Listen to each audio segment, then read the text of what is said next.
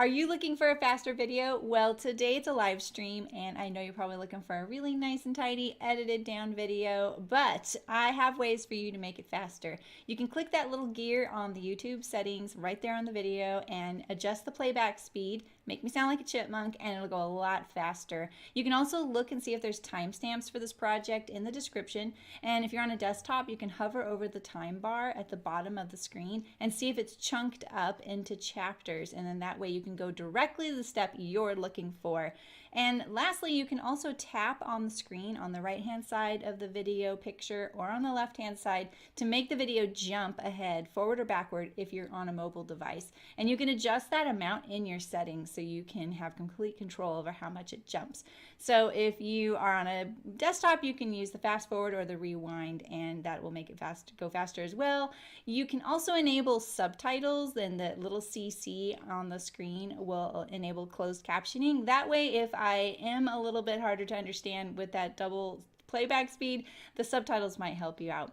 All right, well, I know that it's not a nice little edited video, but if you sew with me, we'll get there together and it'll be lots of fun. And now for the live stream. Happy sewing!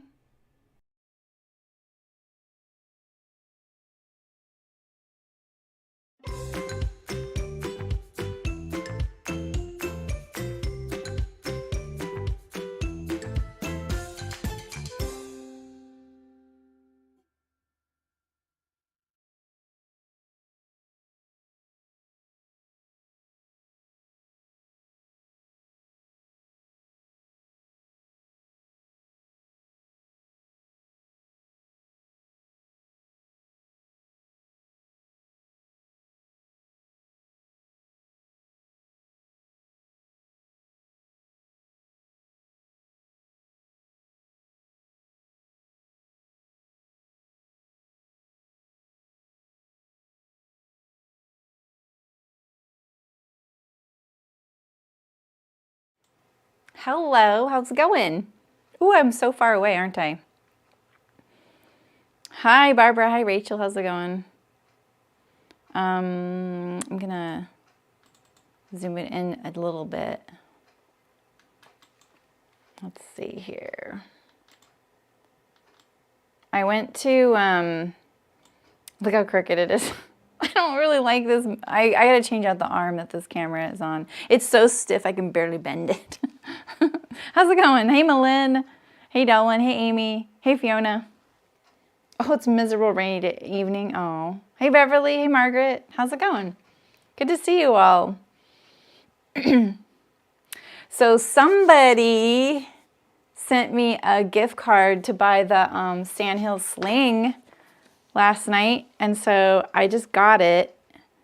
I'm really excited. I kind of wish I would have thought about using this as a gift this year. I'm gonna make a few, I think, for gifts, and then I'll record it or do it live or something, because this, I feel like this is so useful for a lot of folks. And I ordered some of the hardware too by Noodlehead, so I'm really excited.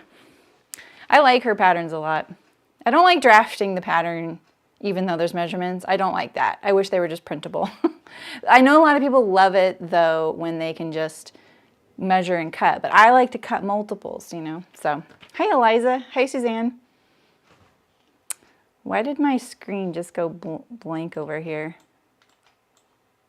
What the heck? I'm still live, right? What is, here we go. Error, duplicate stream key, select new stream key.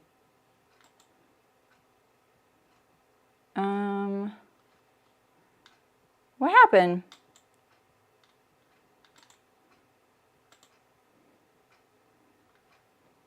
I've never seen this before.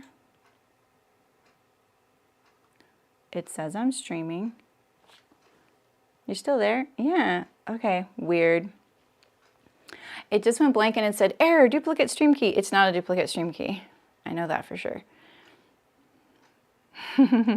Hey, Carrie. Hey, Elizabeth. Hey, Catherine and Suzanne. I don't know if I said hi to everybody. There's a lot of you guys here. Okay, so today we're making the Sam apron.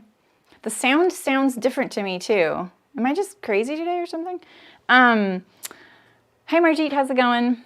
You decorating the tree? Nice. Okay, good. Thanks, Dylan. Yeah, I don't know why. It just like all of a sudden the video was just gone on my screen and the chat and everything. So this is the last day of my gift sewing week, and all the patterns except for one have been a free pattern, and today is no different. This is the Sam apron by Helen's Closet. It's kind of been our tradition to do an apron every year. We've done the 1 yard bias cut apron by Decades of Style, which was actually a really cool apron. And my mom really liked that one. I think she still has that one. And then we did the Gathering apron. We did another one, didn't we? The Gathering apron by So Liberated, which is kind of cool because if you like have stuff you harvest in your yard, it's got a big pocket for that. So yeah, they have a hardware kit, Eliza, and I bought 3 of them. Oh wow, it's a tree day there. Yeah. Hey Terry, how's it going? Yeah, no worries, Terry. You were hyper vigilant. I liked it. I don't think bots would have emoji, but you know what? I say that and I'm pretty sure I'm incorrect, because most of the time I get bots in the comments of a video, not in a chat, and there's tons of emoji in there. So anyway. All right. So the cool thing about this apron is it has a cross back feature, which I don't know about you, but I don't like things pulling on my neck, and neither does my husband. So he was pretty excited about that too. There's the way you loop through the corners here. I'm thinking about looking at that because I feel like, I mean, I like it there. I don't like it in the photo because they do it to the wrong side. And I was like, why is that? And then I realized it's just like a style feature, which is kind of cool. Like if your fabric had a different color on the back and you want to feature that, you know, some kind of contrast. So I think I'll just stick with it this way. We'll see. I feel like just making a tunnel. See right here? That's just a folded corner. Let me show you a picture. I'm getting so hot. I knew I shouldn't have worn a sweater. So you see right here, see right there, you just fold over that corner and then you bar tack it. So it's a pretty simple way to do the tunnel. And of course I'm trying to think of ways to complicate it. I'm not really. Okay, let's just cut and let's see. I was making my little cheat sheet of steps here since we're cutting and sewing today, and I'm already like 150 degrees. So the pattern is sized. It's very interesting because I feel like this was marketed as a apron for guys or in a unisex way. However, the sizing is women's sizing. So just go by the measurements. That's what I did. So I'm making a size 12. And then there's a length line for the height. So I'm making the 5'8" in a size 12, and that's how you do your sizing.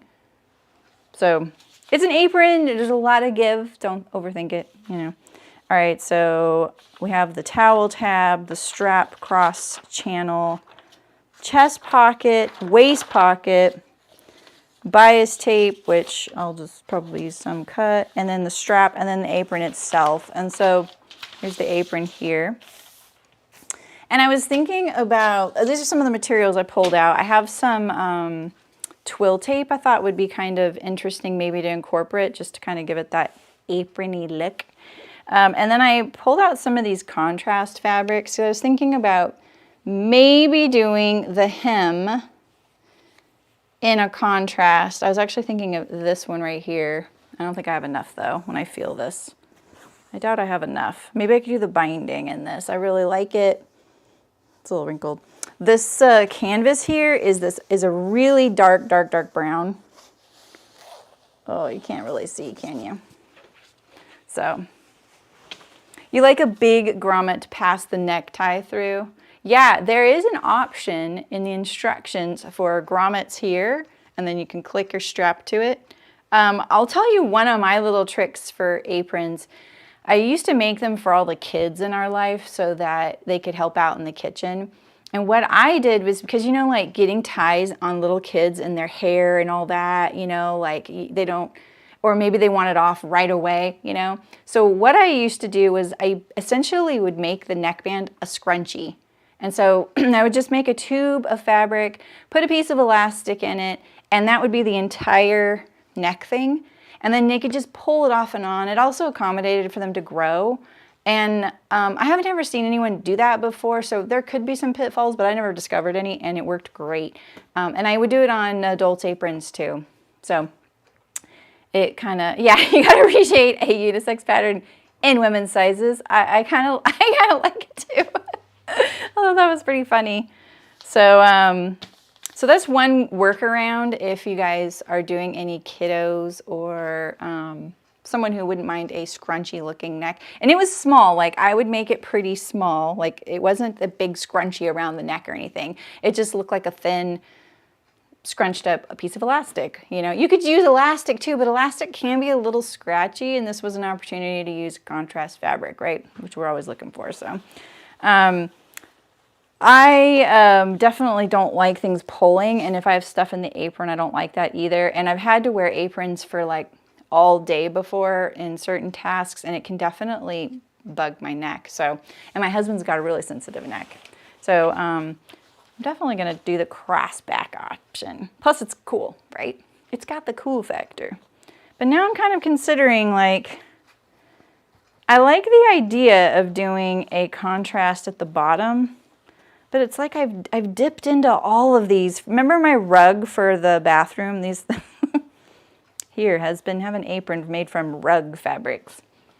I really like this one. So I'm going to see, could I just do even just a little bit? If I could get, what's the, okay, up to,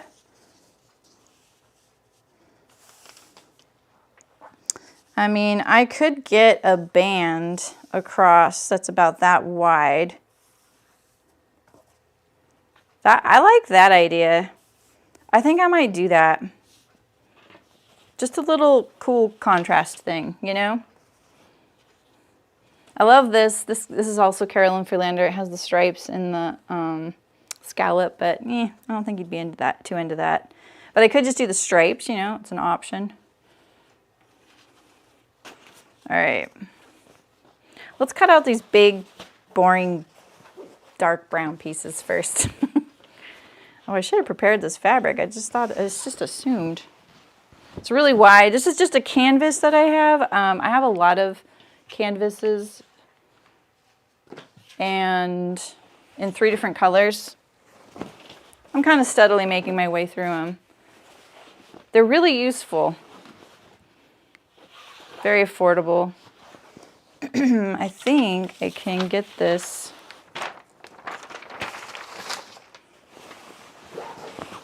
This is really wide. Oh my gosh, look at all that lint. Oh, you probably can't see it.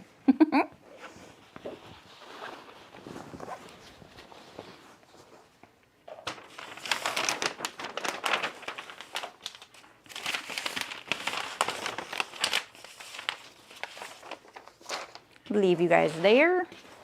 All right. Let's stretch this out.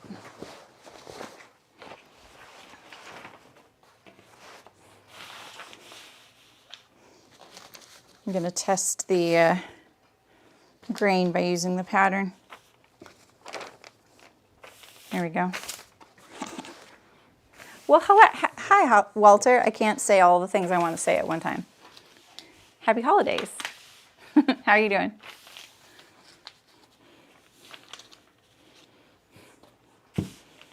You got to admit, like something like this is pretty easy to cut out.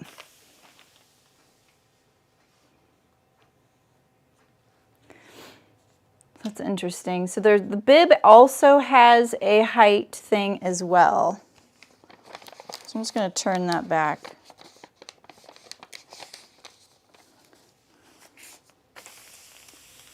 And we'll cut this out.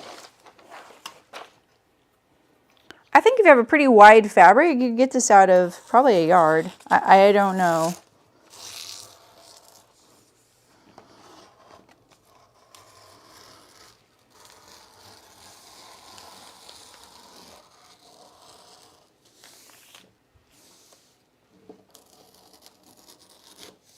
Ooh, that was a little rough.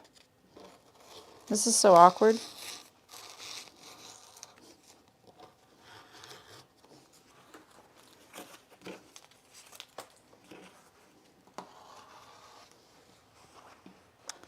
All right.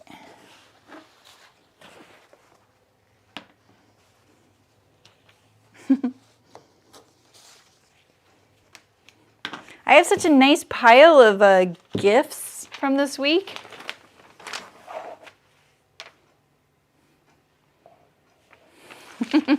What's still stuck in your head, Eliza? Oh, did I say they have a hardware cake? Is that it? Pie. Oh. Yeah. I would like a pie. Blueberry is fine. You know my address. I don't think I got any pumpkin pie for Thanksgiving this year. Usually our policy, me and Cricket's policy, is that you eat pumpkin pie as much as you can, not just one day a year. And that's usually what she requests for her birthday cake, but she wanted a birthday brunch this year, so we didn't make pie. And I got kind of robbed on that. I'm realizing I think I might just need to make my own. There's this place we used to go to back where we used to live, and they made pumpkin empanadas. Pie is always the answer. Hi, Martina. How's it going? Oh, you moved. Congratulations. I'm glad we can break it in with you. Sorry it's just so dark, you guys. All right, so we have a waist pocket, chest pocket,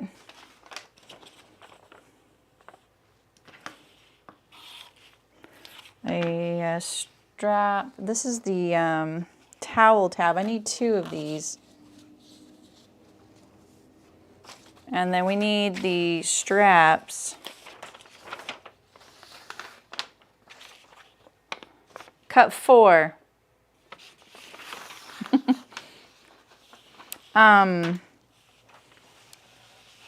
right, well, that's kind of a problem. I think I'm going to need to be up higher on my fabric. I don't see why you can't do this the length grain. I don't see any problem with that, to be honest. Unless you have a directional print, because you would have to almost like I have all this room next to my apron right here. You would have to use your full width of your fabric. You know, 1, 2, 3, 4, and you'd have a bit of waste, I think. Maybe. It depends probably on the width of the fabric. So I don't see any problem with putting this on the length grain, and I can slide these things over like this, right? Let's see. 1, 2, 3, 4. I could put my pocket, you know? I think that's what I'll do. It's canvas. For me, that's going to work fine.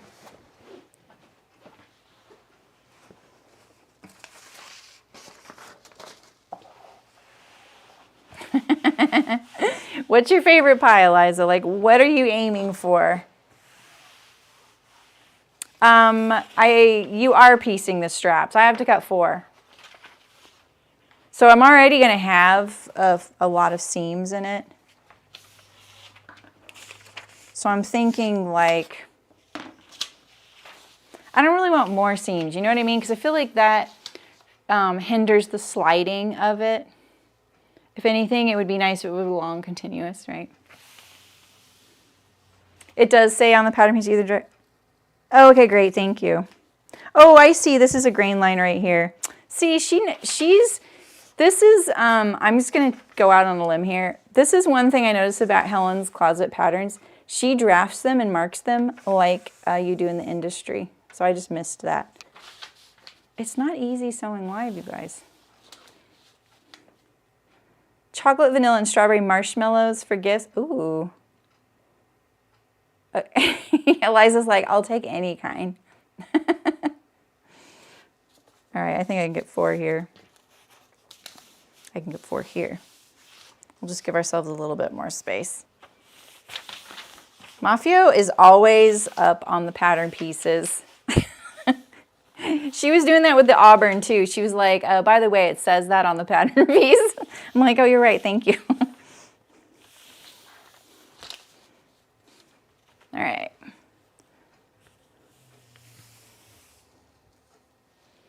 I'm going to cut 2 here.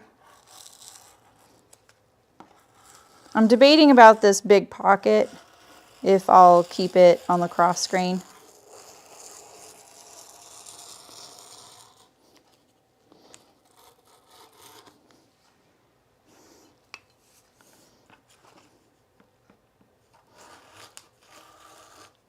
I wonder if there's allowance for this to be pieced together on the diagonal so that the seam is a little less bulky. I should check the directions.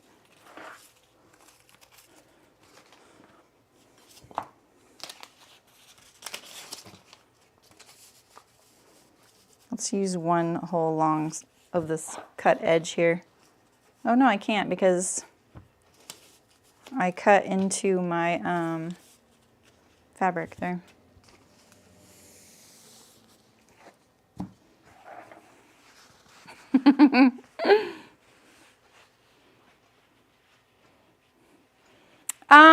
I don't think my husband is as enamored of the like contrast, but I think I'm gonna do it on the hem.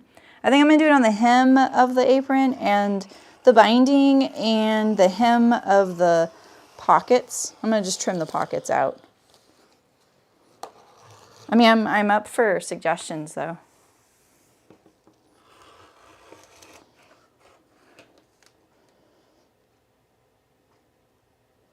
Oh, nice, Carrie.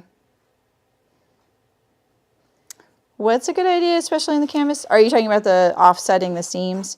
Yeah, that's what I'm wondering. I'm hoping.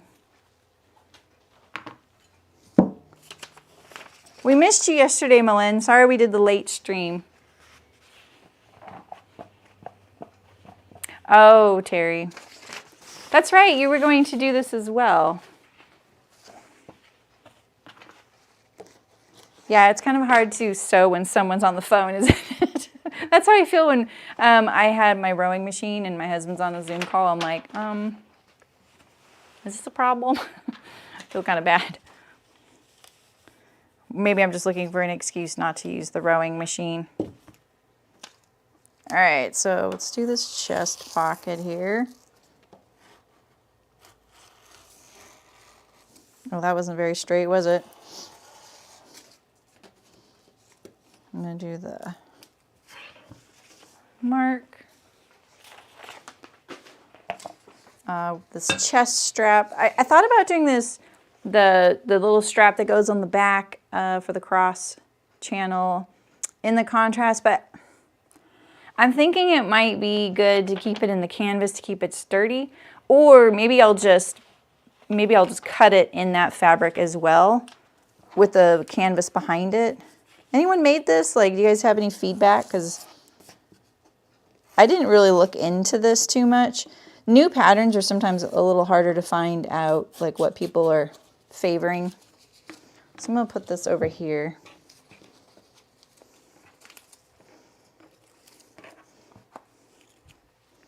I'm always keeping my fabric and paper separate. All right, so this is the towel tab. My husband's very excited about this. I mean, if someone's excited about an apron, you know, you kind of want to give them what they want.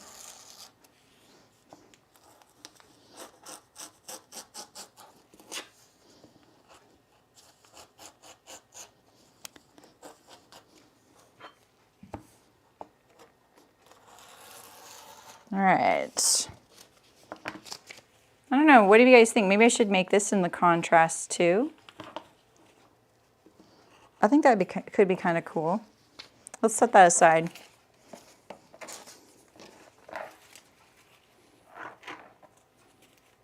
Yeah, exactly, Melin. We know. I was talking at the end of the stream last night about, I just have this piece here. It's just too tempting to just place it right here, so I'm going to. We talked at the end of the stream last night about what I'm thinking about with the, with Mighty Networks. So that was the kind of the only thing that you missed, unless you wanted to see the hillside zone, you know.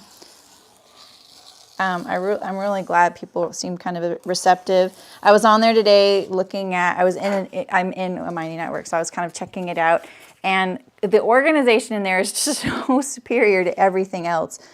You can actually, like, there's a sidebar and you can say, oh, there's a topics section, you know, where the classes are. It's so simple. It's so appealing that way. All right, I thought there was markings on here for where you sew, but there's not. So I can just set these aside, some of these pattern pieces. All right, so what am I missing? We have our strap here. Let's check out the directions real quick. Where'd I put those?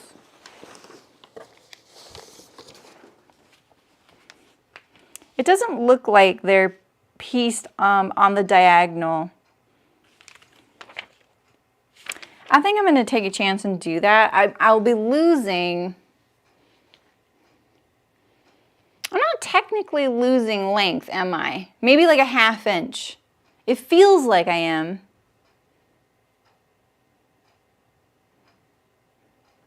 Maggie, you know, I think that's a good thought, but I don't worry about it too much. I cut all my patterns out this way, and I have for a while. I haven't noticed that happening. So I say it's up to you with keeping your blades separate. Paper is a natural fiber too, but I know that they can dull your fabric scissors, right? So I don't know. I don't really have a good answer for you. Maybe other people have done some tests on it. I'm not too worried about it. I am Melin. Are you in a Mighty Networks? Do you have feedback on that? I'm thinking about migrating over there. One ring to rule them all. No Facebook group, no Patreon, just a Mighty Network. And then I could have monthly projects for people, like skill building things that are just a part of it. And it's private. Yeah, that's what I was thinking, Mafio. Yeah, sorry I don't have a good answer for you, Maggie. I mean, I think you're right. I think technically you could be dulling your blades. So. Right, Terry, I know. Like, I feel like I'm such a klutz sometimes that the amount of times I'll be cutting and I'll be done and I'll go like this. Hit my weight as I go by. Yeah. I'm sure there's a lot of folks out there that would never cut paper with their rotary knives, though. Mighty Networks. Yeah, exactly. Yeah, you can actually, there are Mighty Networks you can look at, but a lot of them are private. So it's not like you can poke around in someone else's without becoming a member. But there's some that you can become a member of for free. Mine you can be a member of for free, and then there'll be a paid version as well. It'll be just extra, a little bit of extra content. It'll be more than a little. But everyone's going to be welcome in there. And if they don't, you know, want to pay, that's totally fine. I just want to be as inclusive as possible. Okay, so I don't have anything left on the canvas to cut, right? I need to do my binding and any of the decorative stuff I plan on doing. in the folds. I haven't seen that one. They do have a website, Mighty Networks, but I feel like the website's probably geared towards people who want to start one, but you can explore communities on there. Like if you're into, you know, painting, there's probably a painting one or a yoga one. I'm thinking $9 a month, Carrie, but I'm open to feedback. I just want a flat rate, not these tiers and all that. I should probably just start from the beginning with it, huh? So that it's not this piecemeal way you're getting the information. So at the end of the stream yesterday, I talked about wanting to, I really, really, really want to make sure that the content I make is actually useful for you. I'm not about anything else, but just making people feel like they can sew whatever they want and do whatever they want with their sewing, right? And making the skills as accessible as possible. YouTube's great, but YouTube is basically a platform where you're trying to grow a channel to be a YouTuber, and that's just such a small part of why I'm doing this. I'm not really, I really like the public part of it because I feel like it's a great way to draw in more folks. And I think my style of sewing is different, so I feel comfortable doing that because it's another take on how I do things, on sewing in general, I mean. And so I'm not a big fan of Facebook. There's a lot of you guys that aren't in the group because of that reason alone. And I find it really confusing, to be honest. I get a little lost when I'm using it. I can't see just my group sometimes without doing things. And I have to have 2 logins as myself. So like I have to be in the 5 out of 4 patterns ambassador group. I can't be in that group as so-so. I have to be in there as my personal thing. And so I have to switch accounts, so that adds a layer, right? And so what I've been thinking is I would really like to give more to the people on Patreon, right? But Patreon's clunky. All I've ever heard is how many people are like, I can never remember how to find what I need on there, how to do the messaging, how to find my Zoom link. It's so clunky. And while it's such a great place for being able to kind of add to your content and financially help your whatever your endeavor is out, it's great. I'm really thankful for that. And I'm really thankful for all the patrons I have because they're literally what keep me going here and pay for having internet and being able to do content. But I also want the community part, and I think a lot of people really value the community side of it, and that's what I want. I want a community, but I also want skill building opportunities so that every month as a Mighty Network member, there's going to be a skill. I'm going to present a skill, and we can do it live, interactively, and we can, you know, there's going to be pattern pieces. It's going to be a whole like package you get. So like picture a handout with what the written instructions are, some pattern pieces, what you need to have handy just in scrap fabric, and then it also be compatible with like building a binder or whatever you want, a filing system for these things, and you can refer back to them. We can even sew them in ways that say, all right, we're going to sew this one through the first step, and we're going to stop, and we're going to start another one through to the second step. So maybe you have like the sample in a step-by-step format, so that even if you leave the network someday or you lose access to your videos or whatever it is, you have these physical things without even having to look at a video, right? Something like that. But I want feedback. That's what I'm kind of stressing. And then there's also going to be a little bit more live content in there and less on YouTube. And so YouTube, I'm going to be doing a how-to tutorial every month, a live stream about drafting. I'm going to start drafting more here, and that I hope builds on skills. So if someone's not in the size of a pattern that they want, we can look at it and go, okay, how would we draft this pattern based on the pattern we already have or our block or whatever. So it's still 2 places that I'm going to be generating content, but Mighty Networks is going to be a little bit more rich, and it's really going to cater to what you want. So that's my plan. And I'm looking for feedback. I'm looking for very honest feedback and suggestions. And you can do it here, you can do it personally via email if you want, because like I said, there's no point to doing it if it's not what you really want, you know? So, and there's a lot of folks that don't need the skill building thing. Maybe they just want the community. I'm also able to put courses together, you know, like Skillshare courses where they're like, you know, a few minutes for a chapter. So they're really in these nice bite-sized chunks. So that's another aspect. So anyway, that's what I plan to do. That's what I want to do. And I'm welcome input. All right, I'm going to get these pattern pieces better ready here. And now I'm all hot again. I'm all nervous. Okay, so I'm going to cut these straps at one end.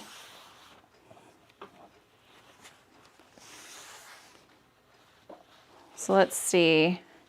If these all go together, basically all of these ends here, I think need to get cut. I'm just going to do one end first. And we're going to do a 45-degree angle. This way the juncture of the strap join is less thick. It really makes a big difference. Because then you're going to sew it together and it's going to be more like this, right? And when you fold it like this, you don't have this rigid line, rigid seam, I should say, not line, going over it. So that's the plan. I'm not sure this is sewn. Yeah, I think it is actually sewn that way. Okay, good. All right, so let's add a little bit of interest to the bottom and the top.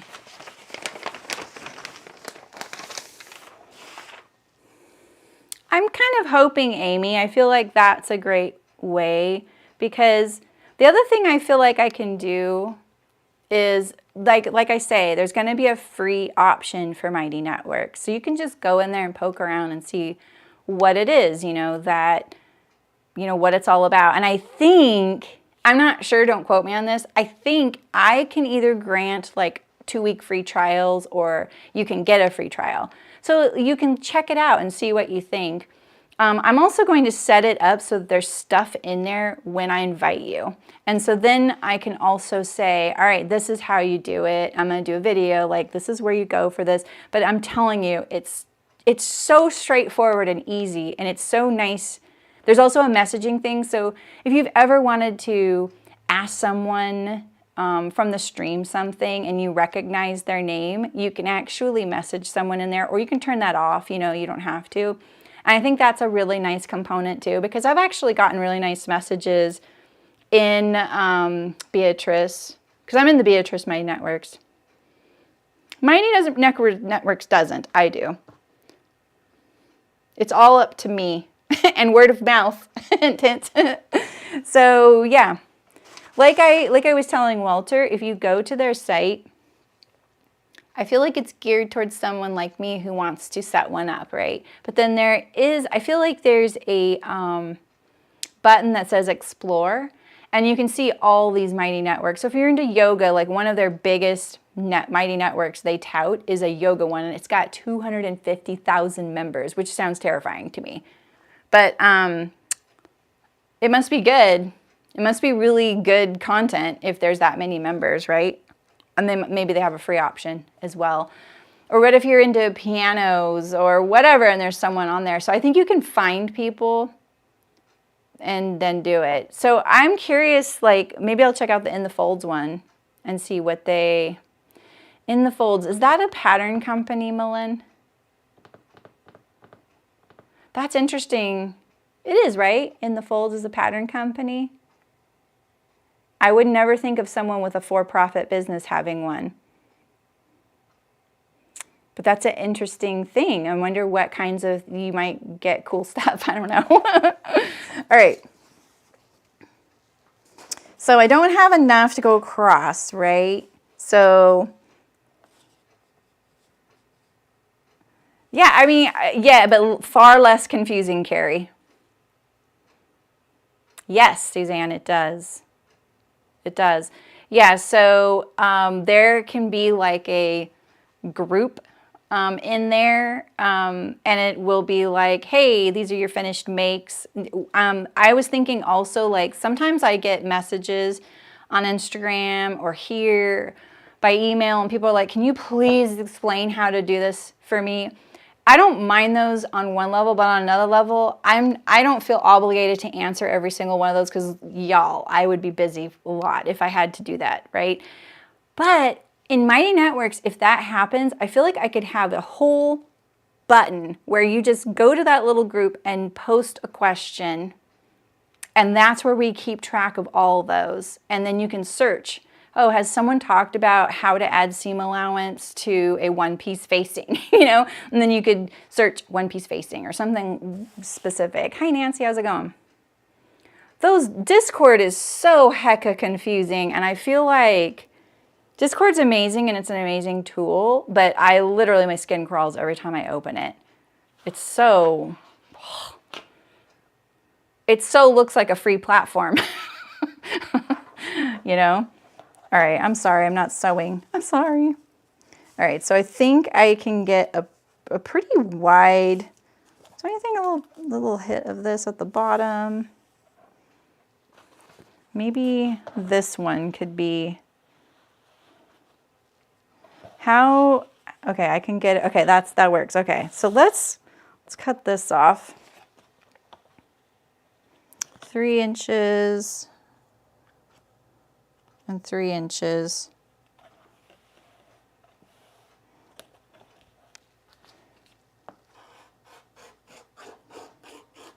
My goal is to make better content. Yeah, right, Catherine? Me too. I love Skillshare. Oh, sorry, I just whacked the microphone. I'm trying to learn how to draw. I laugh every time I say this because I'm really terrible at it. And I'm really loving Skillshare for that. I'm going to cut this apart. I'm kind of doing this in a clunky way, aren't I? I love Skillshare for that because sometimes I can look at the topics in there and go, or the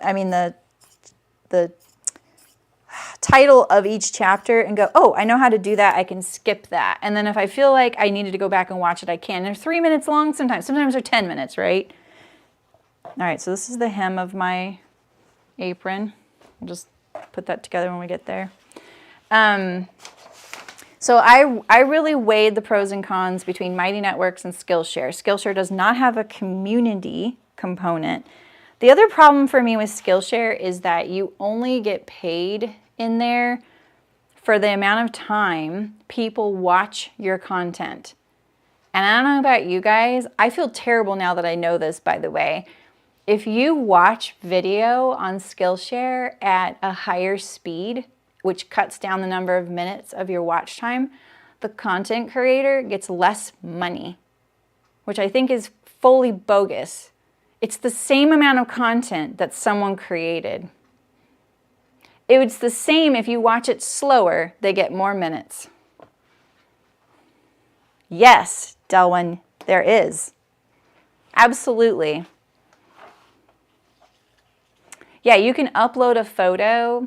I wish I could show you what the Beatrice one looks like, but that, you know, that's a private group.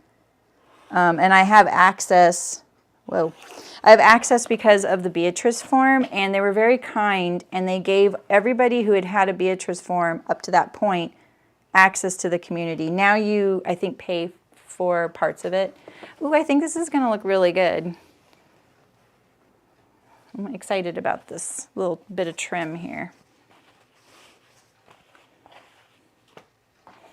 I'm really nervous about the Mighty Network, so you can bet I'm really doing my homework on it. Just so y'all know. Yeah, right, you guys? Okay, so the way you get paid on Skillshare, because I think Skillshare is really amazing and I really love it, but now that I know this about it, I feel really bad for the content creators on there. Discord's technical ways, it's not going to be like this, though. I promise. So, yeah, so, wait, is this correct? 'Cause I think Skillshare is really amazing and I really love it, but now that I know this about it, I feel really bad for the content creators on there. Discord's technical ways, it's not going to be like this, though. I promise. So, yeah, so, wait, is this correct? 'Cause I think Skillshare is really amazing and I really love it, but now that I know this about it, I feel really bad for the content creators on there. we all saw that I notched this. Well, there it is right there. Okay, I'm just making sure I'm actually cutting this the width of my top of my pocket here. So yeah, yeah, the whole thing with Skillshare. So this is how it works. If there's a pool of money every month for Skillshare content creators. And what it is, 'cause you don't know every month how much that pool is. And say a lot of those people are using trial memberships or discounted memberships, whatever it is. I have a discounted membership. And then that pool of money, whatever they've determined of that money, that is used, divvied up for the amount of minutes people get watched. And they don't say how much that is per minute. They don't say anything. Yeah, I think Discord's really cool too, you guys, but this is not going to be like Discord at all. Discord's a whole other animal. Discord's it's basically a forum. It's a chat forum. And you can do video calls and stuff like that. And it's a steep learning curve on how to use it. But I do think it's got its place. And I think it's really great for people who are wanting to talk while they're doing something at the same time, you know, like by headphones and things like that. I think that's cool. All right, what else am I doing? All right, here. I want to get sewing. What do we think? The towel tab too? Why not? Why not, right? Let's see. I just threw this piece away. Will it work for... You know, every little bit sometimes, right? Oh, I need a piece of bias. I probably should have cut that first. Let's see. I need a piece of bias. I think I just need... Oh, we need 2 of these. Well.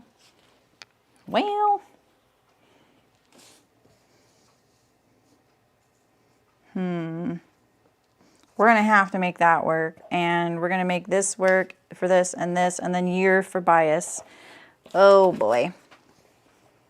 We're going to cheat and put our bias not on the true bias, and that is fine. As long as you have some sort of angle on your fabric. That's actually, this is the true bias right here. This is right here, actually. I'm going to try and get the longest piece possible.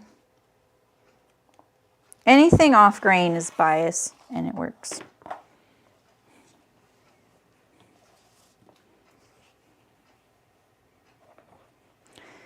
As far as, are you talking about Skillshare, Janice? You can be a subscriber and not be able to watch that month, and the money I subscribe doesn't go. No, it doesn't. Yeah, I know. Yeah, I know. I'm sorry, you guys.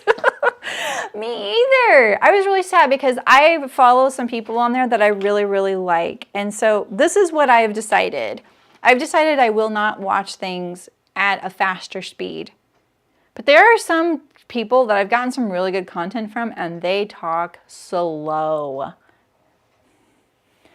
You're not actually contributing to, I mean, I don't know, Janice, maybe I don't understand how you signed up, but when you sign up to Skillshare, it's to Skillshare, not to a person. Yeah. So like every month I'm not watching something. Yeah, I mean, technically, you guys are right. I know. And so what I like about it, I do like the way it's set up. And so I could do something like Kajabi or Teachable. There's a lot of course designed websites, so you can teach on their website in a Skillshare type of format that is actually richer. There's a lot of components to it. You have to pay to do that though. So when I did Teachable, when I tried it out, it was about $120 a month. And Mighty Networks is going to cost me about $100 a month. I'm going to let go of my bookkeeper to do it That is how I'm deciding to do it. And so the thing about Teachable, Kajabi, any of those things, Kajabi does have a community aspect, but I've been using that for a class I took this year, and it's okay. It's okay. It's not that great. Not compared to Mighty Networks. You can watch anyone you want, Janice. Anyone you want on Skillshare. And yeah. Absolutely. All right.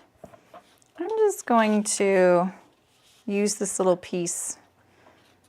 Well, rethinking it all, aren't I? Okay, you're there. I'm really getting the most out of this fabric, aren't I?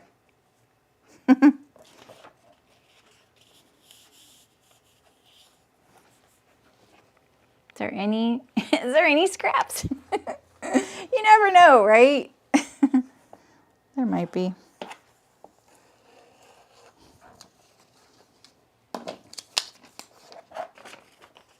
This one has a slice in it.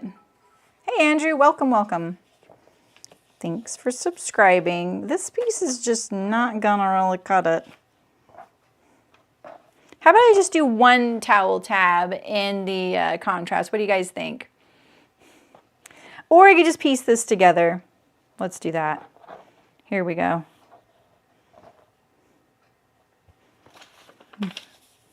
It's solved. There we go.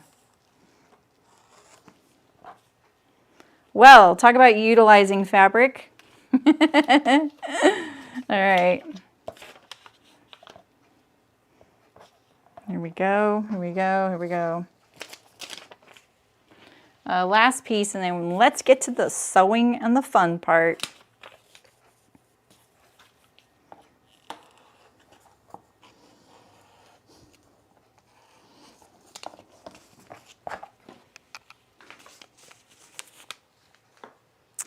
Yeah, I mean, I think the thing, if you do want that, Janice, then the thing is to watch their stuff.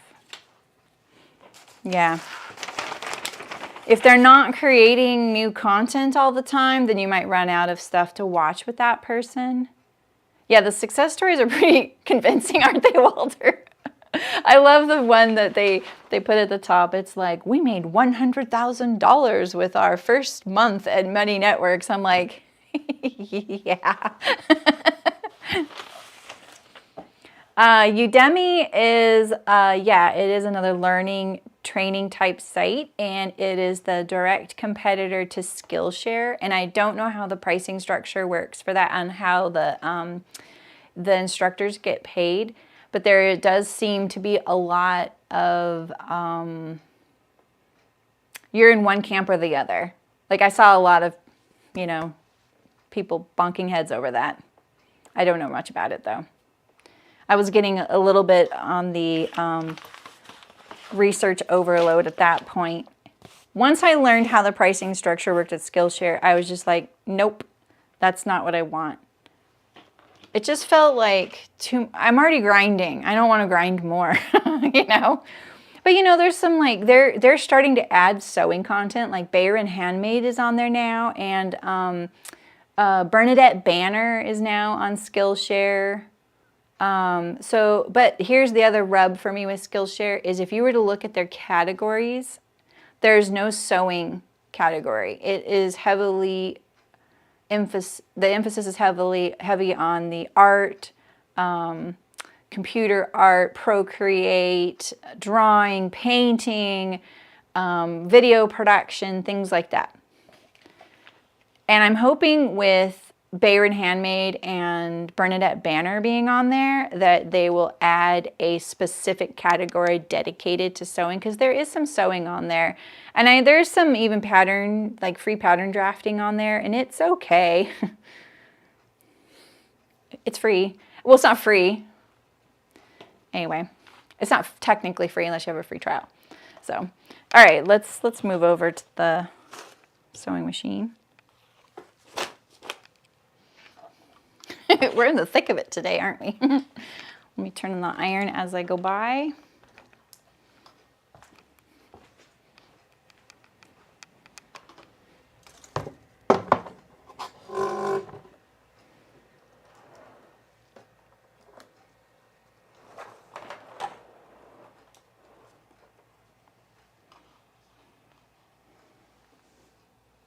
Well, exactly, Walter. Right, Elwin? I hadn't either. I hadn't either. You are not alone. This camera is really hard for me to adjust, so bear with me here. Let's see. Oh, I feel like everything's gonna come crashing down with this thing, the way it is.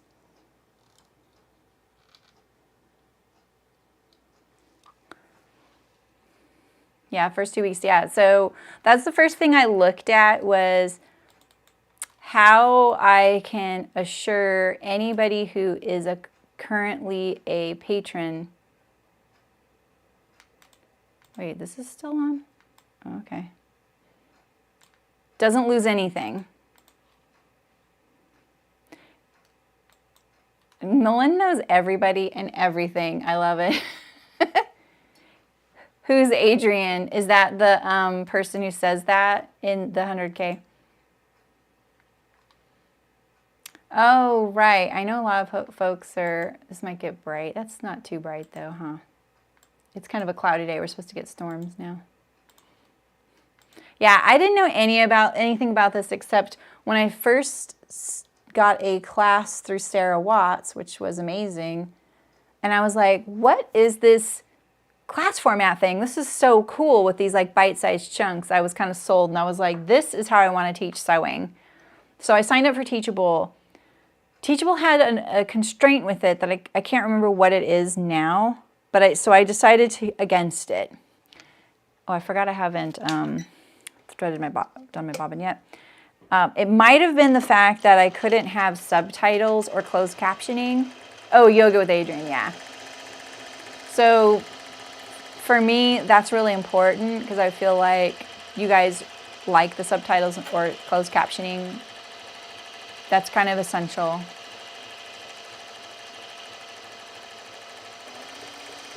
Yeah, same with Skillshare, Walter.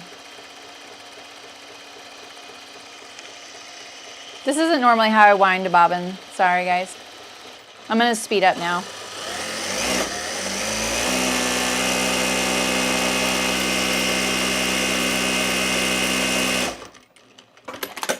That's how you get it done fast. I mean, literally hearing the whole thing about the yoga, I was like, ooh, I want to join that now. I was literally like, oh, I'm totally going, oh, it must be good. Followers beget followers. I don't even do yoga. All right.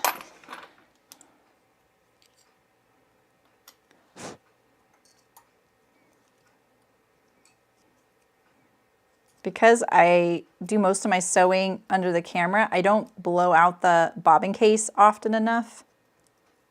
So I just want to look at it right now. Usually, I blow it out every single time I change my bobbin.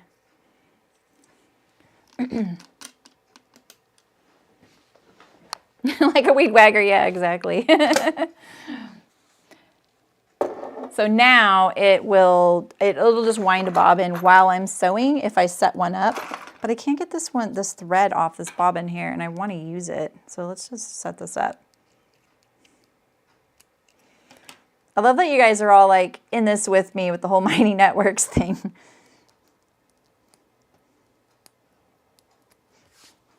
You're understanding the crux of the overwhelming amount of information out there. But what I think I just have to look at what my goals are. My goals are community, skill building, support, and just in a very gentle environment that's not like social media heavy, you know. But the way that My Networks operates, it's very nice. And it's an app on your phone. Like it's an app, so you don't have to do it on the website, which is great. So yeah. All right, so I'm gonna prep some of my pieces like that. I have all these little decorative things now. I'm gonna prep those first so that they're just ready to go when we get to them, since we added this little layer. this one I'll save till the end when we do this.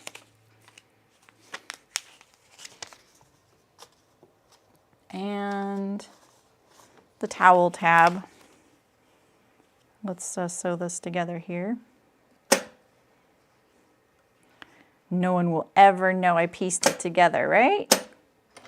Hope not. Yeah, I think the thing that I worried about, Elizabeth, was I don't want all of my content to be there either, but I want all of my instruction to be in one place. And I own it all. Like I can, if I ever wanted to transition off there, it's mine. But I'm going to be uploading content on there. Oh, I guess someone would know. Look at that. It looks pretty. Do you notice the, let me take down the sharpness. I noticed when I held this fabric up when I was trying to pick this out, the color difference. All right, this is kind of like browner and this is grayer. I'm gonna flip it and see if the same happens. Oh, it does. So it is like, it's almost like it has a nap. I took down the sharpness and it's still doing that jiggly jig thing.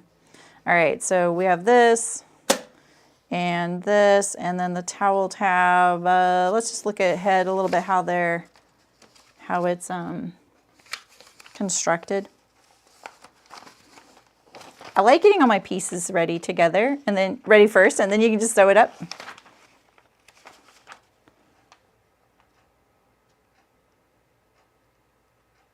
Okay, so it's like a tube.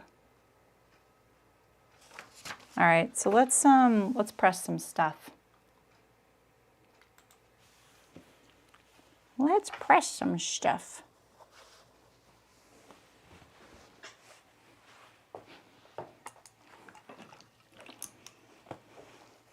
Yeah, I'm going to check out that one that Malin said she's in, and if they have a free component, I'm going to join it because that means then I'll be in 2, and I can see how that acts for people. You know, like, is it easy to keep straight? Because they say it's very easy to keep straight because you just switch between your networks that you're involved in.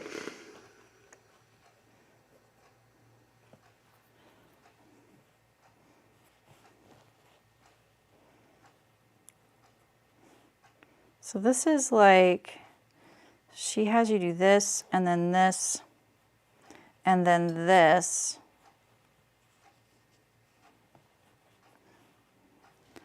All right, fine.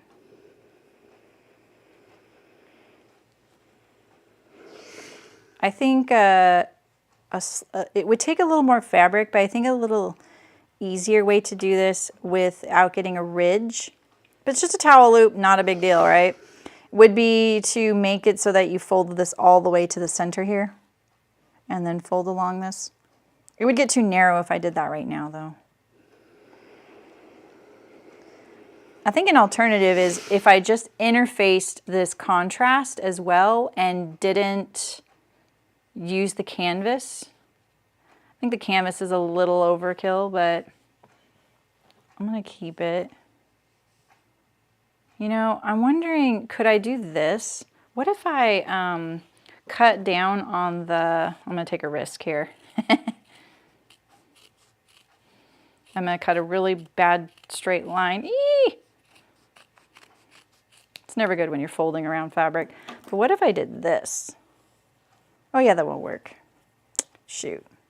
Of course that won't work. Arg. You know what? I'm going to do something else there and here. I'm going to get interfacing instead.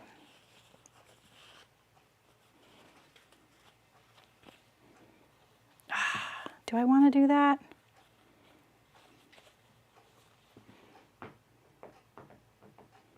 I'm thinking. You know what I could do is, I'm trying to cut down on the ridge, the bulk of the ridge. What if I overlock this edge? That is so much nicer. I think that's what I'm going to do. All right.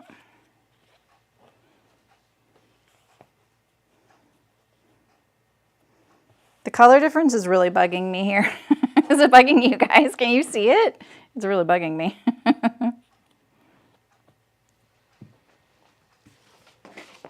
My rotary mat's right here to the left, so I'm just gonna cut it off right here. It's a little crooked anyway.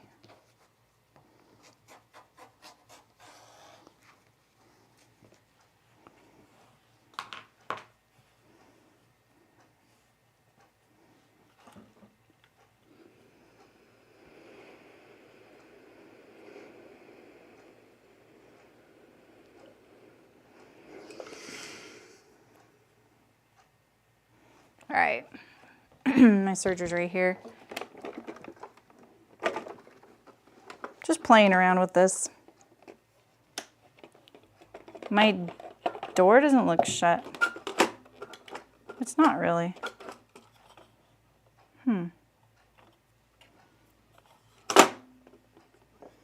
That's interesting.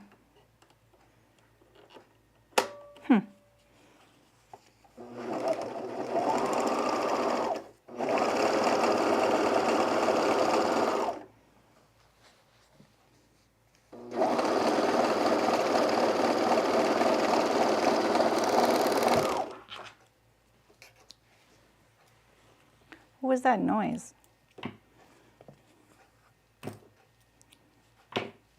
So then I'm going to do this.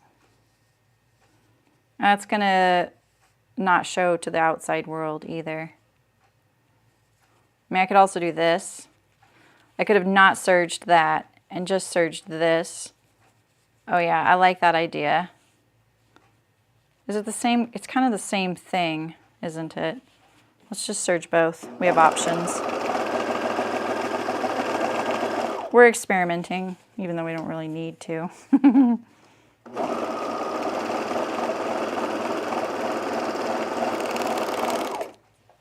right. Hi, Sydney. How's it going?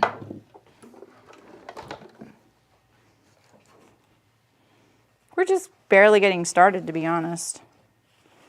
So I think what I'm going to do is I'm going to cut off this hem right here. Is that what I want to do?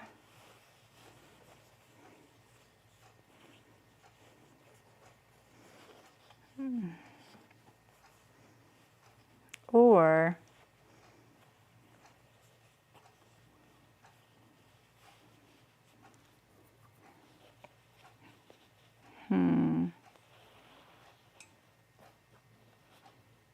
no, I'm not going to do that. Is it? I'm sorry, Janice. I can't figure out the vibration on this one. I just recently almost fixed the vibration on the main machine, but I'm having trouble with this one. So what I'm going to do is I'm going to sew this.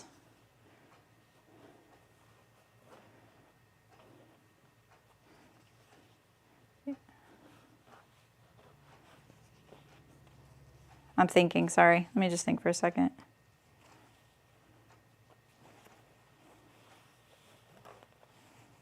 I want the thickness of the canvas and the hem there.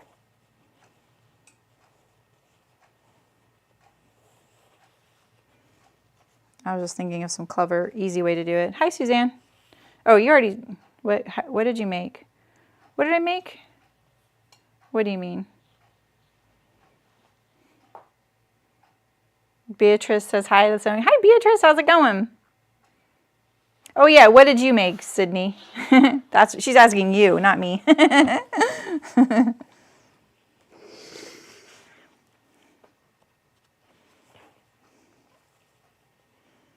I want the canvas still in the hem here. So I was just looking at, you know.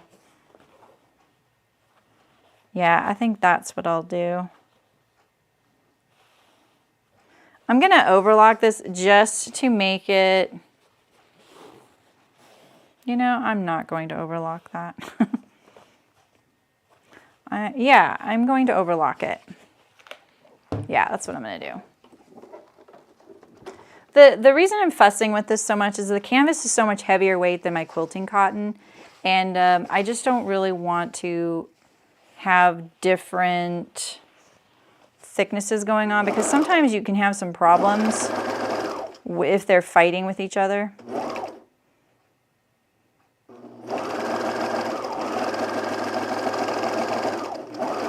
Because the lighter weight fabric will lose, in other words.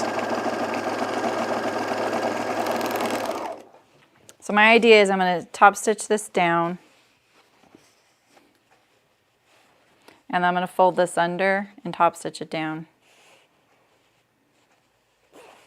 to the right side.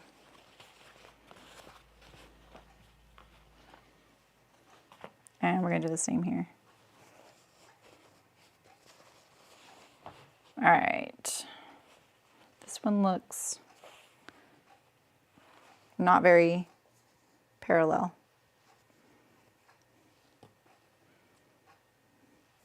Oh, you made Rudolph clothespins? Paper crowns and wreaths, clothespin Rudolph. Oh my gosh, I used to make those when I was in Girl Scouts. Where was your craft thing at? Holiday craft time, nice.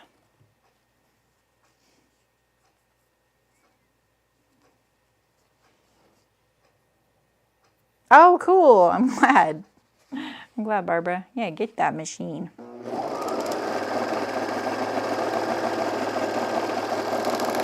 Partly the vibration's really bad because it's on my wool mat. You would think that would absorb it. It does not. It makes it just a little too gushy, you know? Just one clothes. Yeah, exactly. Yeah, we used to do that. Is it the old-fashioned kind? The old-fashioned kind of clothespin? We always did the old-fashioned kind. Not the kind you go like this with. It was old-fashioned even when I was a kid.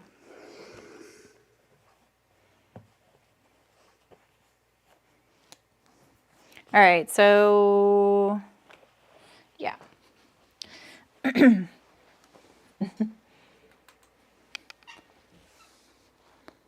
All right, where's my steps? And then let's get to this. I just made a short cheat sheet today. All right, we're going to bind the armhole. That's awesome. I think the saddest thing about the fire my parents survived is the loss of things like that. That is kind of a bummer, you know. It's like my mom put a snowflake. Oh no, it was a star. It was a star. She put that on the top of the tree, and I made it in kindergarten. So the thing was a little bit funky, you know, but that was it, you know. All right, so we're going to piece these together. There's a really long seam here, but that's okay. I'm going to hope I have enough binding for 2 armholes. This one's not the right direction. So let's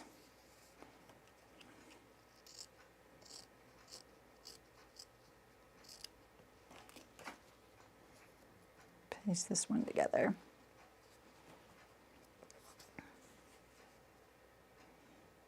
So when you're trying to piece things like binding together, you want that seam juncture to be, you see right here at this little crook. So no matter how wide your seam allowance is, right? If you want a really wide seam allowance like this, you need to sew from this crook to that crook. And that way, because you're lining up this long edge to this long edge, then you'll have a nice seamless, or not seamless, straight edge, right? That's the way to look at it. I do a 1/4 inch. The binding, when I have it professionally made, their seam allowance is like, it's like 1/8 of an inch max. And I think it's because they're using a machine that when it sews it, it's trimming it down. You know, kind of like a serger without the overlocking. This one's just too, it's just too narrow. I'm not really getting a good transition there, whereas this one is better.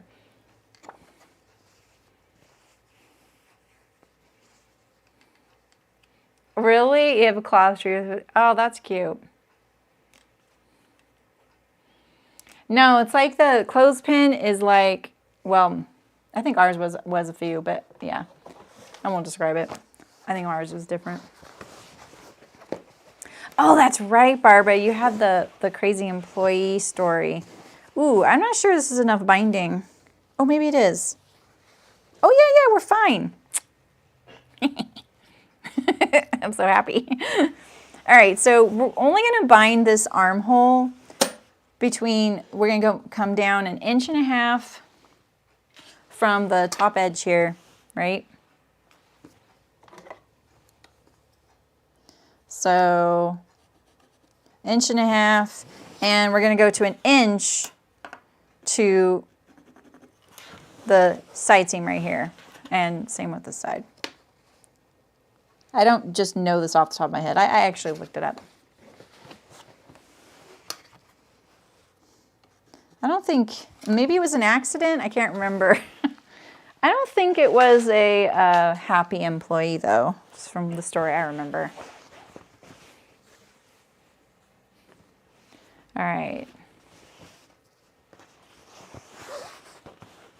This is a binding that's sewn to the inside of the garment,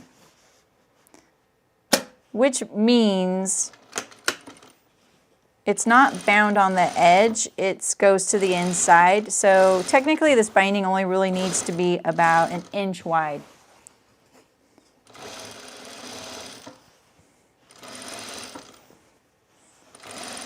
Gonna pull it gently. I have this funky transition here.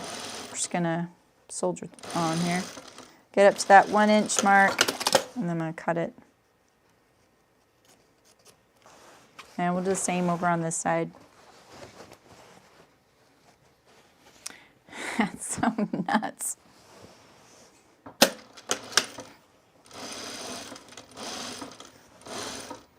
That person must have been really going through some stuff, you know? I really feel for that. All right, I like to gently pull my binding. So honestly, pulling your binding when you're doing this kind of binding that goes completely to the inside of the edge you're sewing isn't as useful as when the binding sits on the edge. And that's because you don't really want this to get much shorter, because in this case the binding actually has to just stretch a little bit wider than it is. All right, so now we're going to understitch. So you press the seam allowances towards the binding.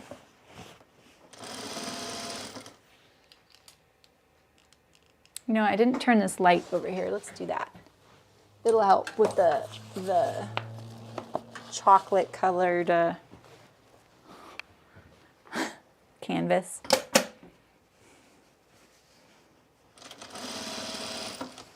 So are you going to go get your serger today? Are they open tomorrow? Reunited. Oh, you know what? We need to clip this too. Clip the armhole. I'm pretty distracted today. I'm really sorry. This isn't the smoothest sew through, is it? It's all going okay, but it's not like the hillside where I was like, do this, this, this, this, this, and this. And you're done. Bing! It's a little trickier to clip into this now that I have understitched it. Oh, I'm going to take my chances on that one. But watch, you're going to see the difference. Okay, we're going to understitch this one here.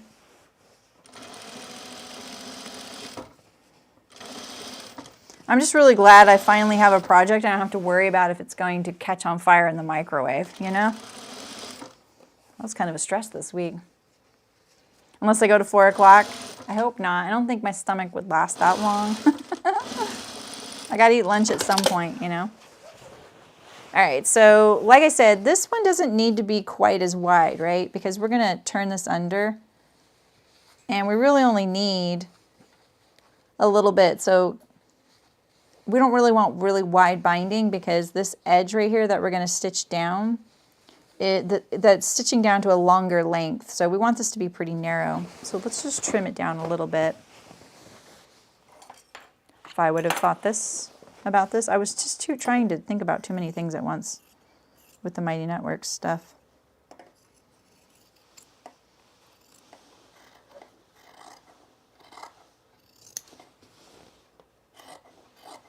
Just going to cut off about 3/8 of an inch.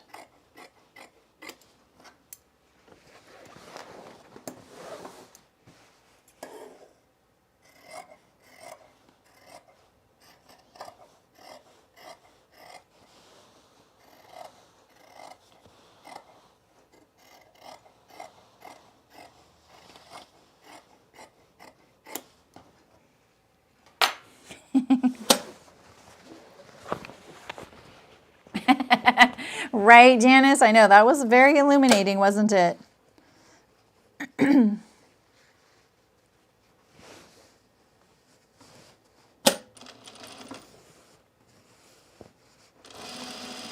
right, turn to the inside. We're going to edge stitch it.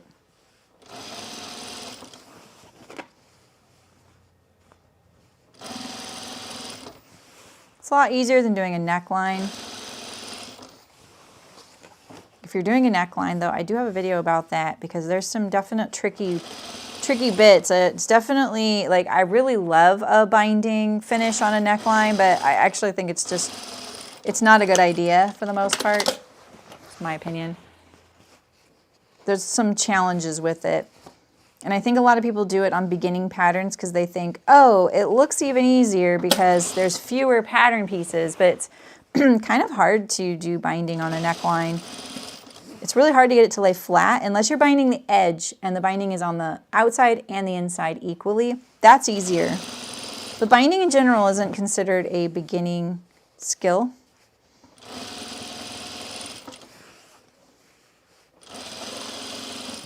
I've been slowly coming up with what I think is beginning, intermediate, and advanced. And I really want to run my list by a bunch of people because I'm really interested in kind of honing in on what we all think is beginning, intermediate, and advanced. Yes, a facing. And I have a video on that too, on how to draft and sew a facing. Facings sometimes just don't look that great, and I think so a lot of people shy away from them, but there's tricks with those too, and it's not a hard thing to sew at all. So, I didn't see the flames. I came out of the bathroom and I smelled fire. And then when I opened it, there was smoke and there were literal embers. Oh my gosh. Hi, Libby. How's it going? That's awesome. Must be a good book. All right, that looks pretty good. I did that to the inside of our apron. You could do it to the outside too, but then you're got to be strategic about your hemming. All right, so we're gonna hem the bottom, and remember I have this decorative thing here as well that I didn't really set up with the iron yet. Oh shoot, that's right, this angle is the same. So let's see here. I know I have extra.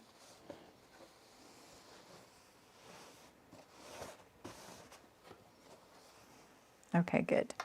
So I want my directions to look the same color.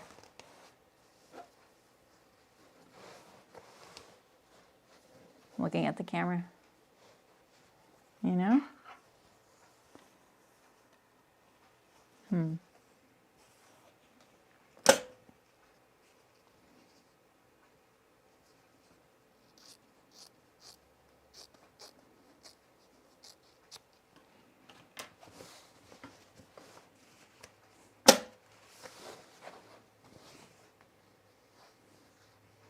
Yeah, was it a binding or was it facing? Was it binding the neckline or something? Yeah, it is a really tricky. I see it used a lot in beginning patterns, and I love it. Like, I love sewing binding, but yeah, the binding badge, yes. I would love to design labels for fun, but I don't really want to get in the business of selling labels, but it would be fun to have badges like that. Oh my gosh, just, can you please, there, thank you. This thread feels really lightweight, and I don't know why. All right. All right, so my hem has a 1 3/4 inch hem. So I think that instead, I'm gonna trim that off. I'm gonna trim 1.5 inches off. I'm just gonna do that on my table really quick because it's right here.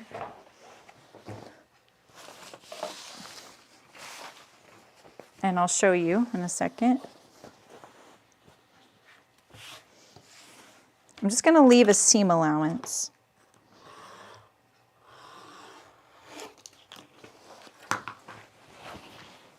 All right, so I just trimmed off 1.5 inches off the bottom here.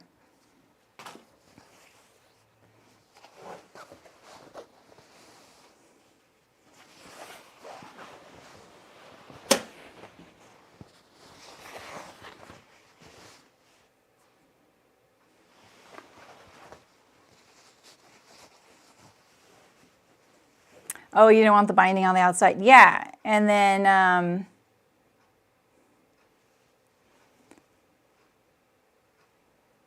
yeah, I'm sorry guys. Yeah, I agree. It's just not a good beginning thing to do. I feel like it's partly because facings are probably looked at as a little old-fashioned or just not in style, but honestly, that's nothing to do with it, you know? It's a really nice finish, and I would argue it's a more, not budget, but like a better wear finish. It's a nicer finish. And in the garment industry, that would be considered a more expensive finish because it takes more fabric, more cutting, and everything. What do you mean, Elizabeth? Do you mean like if you want to cut your facing on the bias? I wouldn't do that. I would cut it the same grain line as whatever it's sewing to. I think it'd be easier to sew. All right, so I'm gonna stitch this. I'm gonna understitch this to the apron. This is the wrong side of my apron.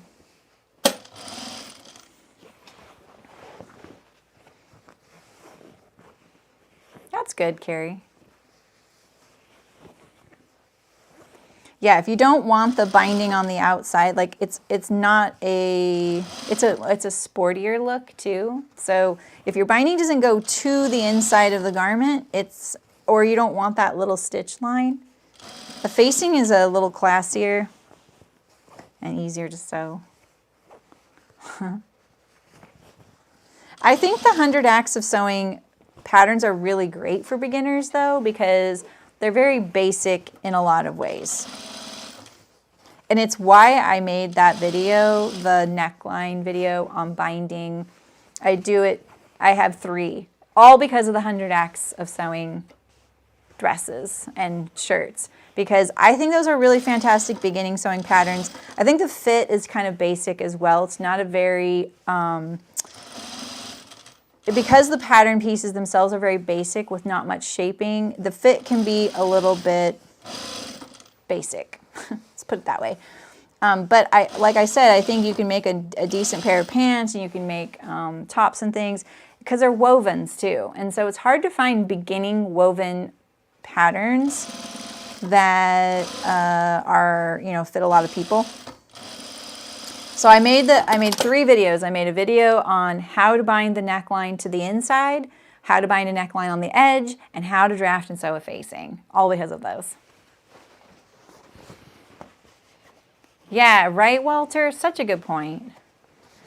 Listening is always better than driving and sewing, yeah. All right, so do I iron this first or not?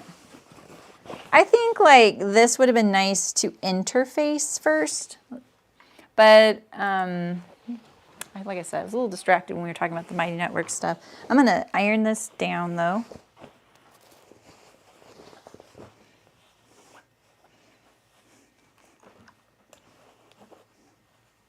So I'm ironing is to the right side of the apron.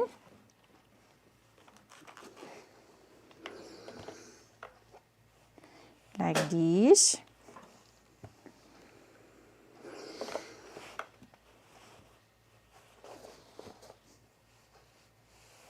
Hey, do you guys know of patterns for like ironing board covers and things like that? Sewing machine covers?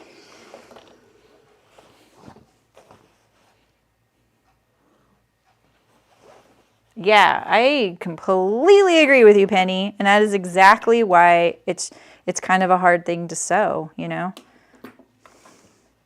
Yeah, the trick is, if you're not going to watch my video, this is the trick. Don't pull the binding at all when you sew it on. Keep it as relaxed as possible. I would argue even just trying to kind of get it like as loose on there as possible. Clipping the neckline within an inch of its life, you know, like clipping the curve. And then you will probably have pretty good results. It won't be too hard. Those are the two things you really got to do.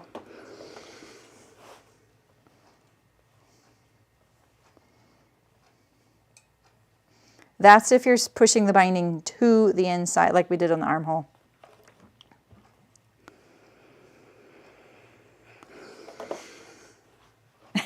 Elizabeth. Yeah, try them out. Let me know what you think. I mean, if you want. Oh, I really wanted to do one of her patterns. Patterns by Annie. I like that she makes very structured things.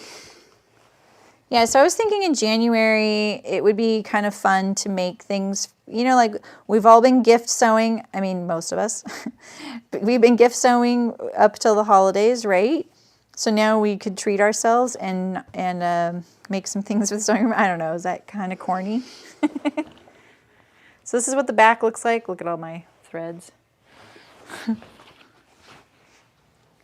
This is one thing about this canvas. I don't know if it's this canvas in particular, because maybe this isn't, I don't know. Maybe it's the quality of it. It grabs thread. Maybe it's just canvas in general. All right, I'm gonna stitch this down. And I don't really want any torquing, so I'm gonna kind of slide my awl like this to kind of make sure my presser foot doesn't push the fabric and I get torquing, because I don't want diagonal lines on this.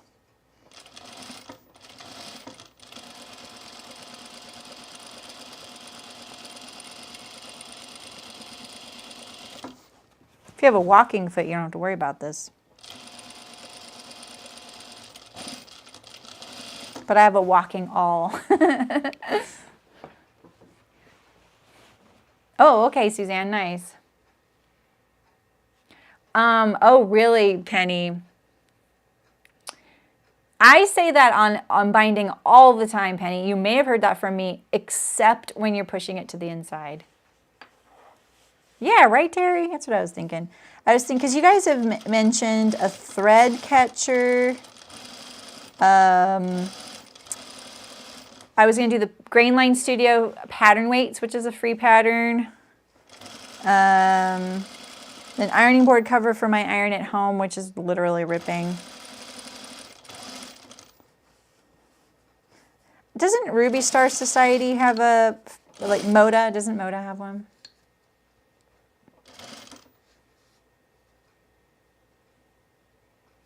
Oh, Janice, is that like a, I'm using it to prevent torquing. So I didn't want diagonal lines, so I was pushing the fabric like this to make sure that my presser foot wasn't dragging it like this. Do you guys get that problem? I get that problem. It does feed it. It does feed it, but that still happens. I have a lot of pressure. I could probably hang from a building, from a piece of fabric under my presser foot. It's so strong. You want to see me draft an ironing board cover? have to admit, I have, and I get mixed results each time. That's why I was thinking about using a pattern. Yeah, and that's what I was thinking, the thread catcher could be cool. A couple of PF old towels before securing the new one. Wait, what? We tried an ironing board cover by looking at the worn out one I had, left it in place, and added a couple of old towels. Yeah. Oh yeah, Closet Core has one. Okay.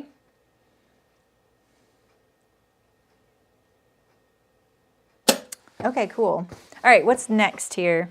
Okay, we're gonna hem the sides 1 inch.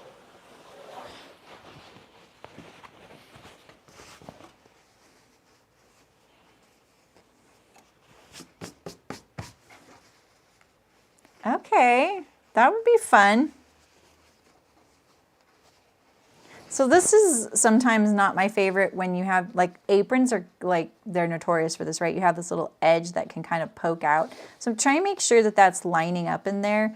You might consider doing this, like folding down a corner and then folding it over. You have to fold it so that you have like an inch here, right? And then you fold it like this and then fold it. But you do get a kind of a funny ridge right there. And if you start sewing here, this isn't secure. So what I'm going to do is I'm going to sew half-half, or I'm going to, yeah, turn it half-half.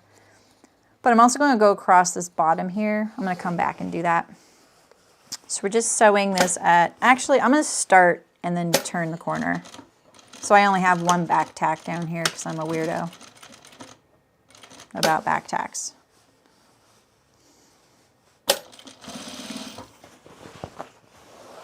All right, and so now I'm just gonna get this ready so I can sew the whole thing. Could iron this first, that would probably be nice and helpful.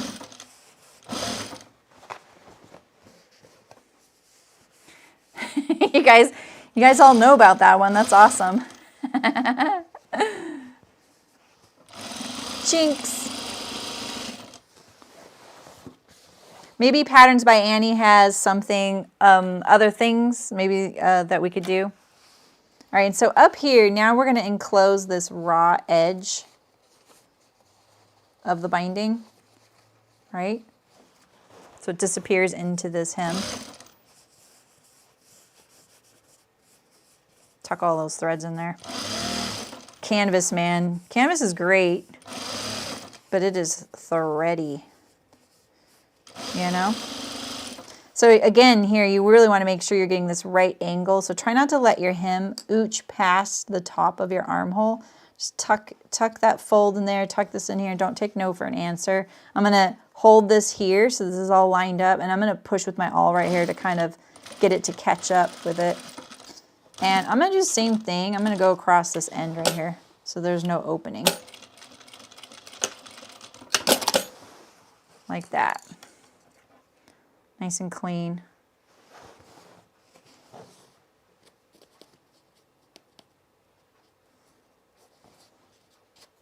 Okay.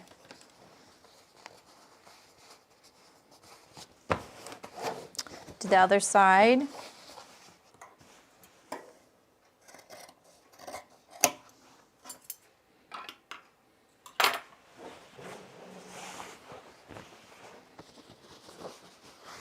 Back tack badge or lack of. That used to be one of the most common comments I would get on my YouTube channel. How come you don't back tack? It really bugs people.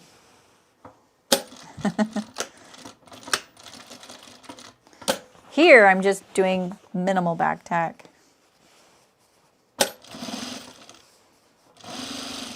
So if you're doing the version with the cross back strap, the part of this pattern has you do a tunnel where you turn back the corner and the strap goes through that tunnel, right? So in some of the pictures, they have the back side, this is the back of my apron, go to the front.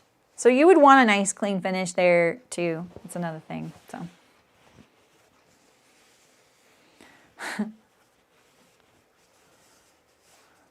What bad habit are you picking up here? I definitely have plenty of bad habits. I think it's funny because I think a lot of people expect if you're on YouTube sewing, you must have to do things a certain way. That's exactly it, Sydney. How many times have I said that? The reason you also don't want, especially if you're sewing production and selling your stuff, I notice that stuff, and it looks amateur. I'm sorry, it looks amateur when you see a back stitch sneaking past a seam. It's not clean.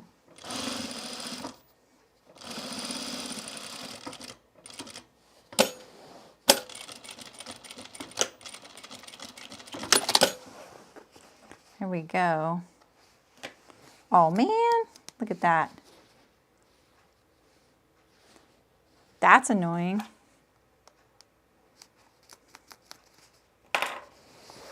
Very annoying. I don't like this thread. It's really lightweight. I mean, it's like normal weight, you know, but it just looks really, the stitches look so feeble on the canvas, you know. Yeah, oh, totally, Walter. Yeah. I totally agree with you. The trick to doing that, Walter, is when you start, and some machines are worse than others, and mine does that too, is start on a piece of fabric behind it like this, and approach it like this, and then when you get onto your fabric, then you start, and you won't get that. That's the trick. So sometimes people will just have a little piece of fabric that they do that with. Okay. I like the way this looks. What do you guys think? Looks nice. It's very nice and clean. No torquing. Okay. The next step is to do the tunnel. And I'm going to do my tunnel to the inside.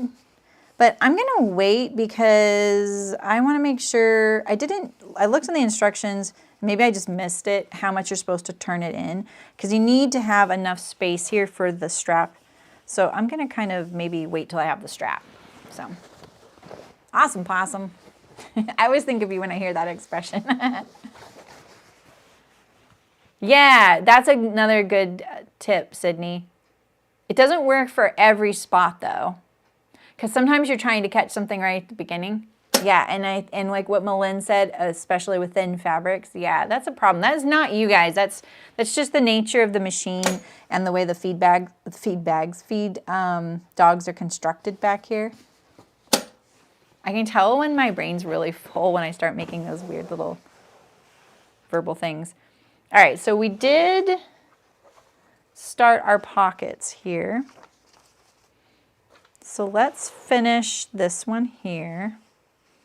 And what was my plan here?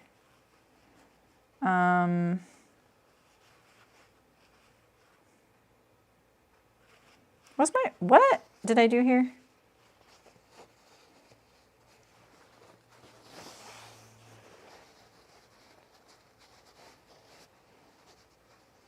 Wait a minute, what was I thinking?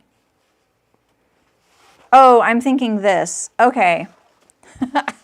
All right, I'm going to stitch this down. Same thing, like use my awl here. I don't want the torquing. All right, and then now, I could have even done that on the fold. That would have been nice. I'm going to turn under this serged edge.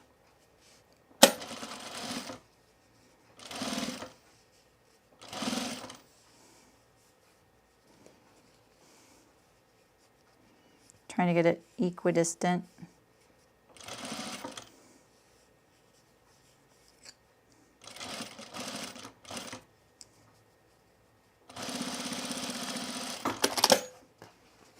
That's a little, it's funny. The print of this, my stitches I know aren't perfect, but the wiggliness of this, it makes it look even worse. This is sew it all thread. This was from when I had the factory, but it should be, oh, it's text 24. What the heck? How come I never noticed that?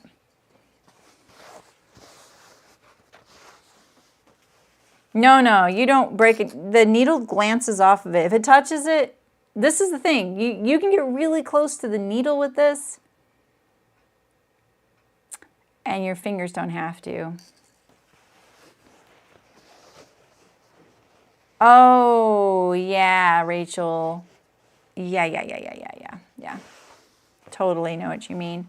I'm going to iron this one first.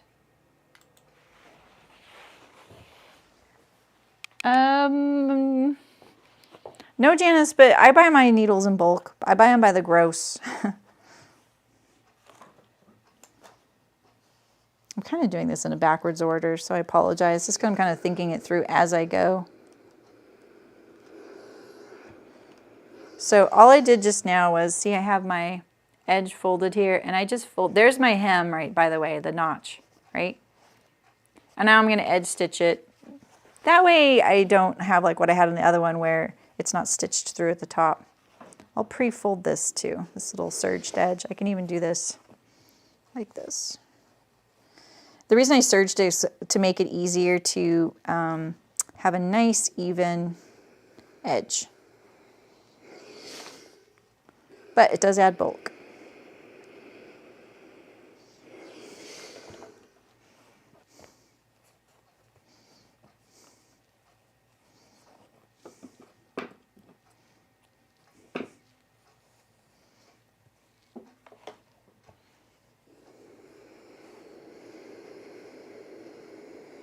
I buy mine from Meisner's, which is a sewing machine dealer.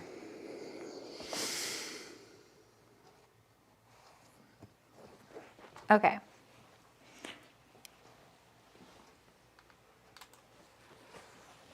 Took me forever to get to the sewing bit, didn't it? But now it's going pretty quick.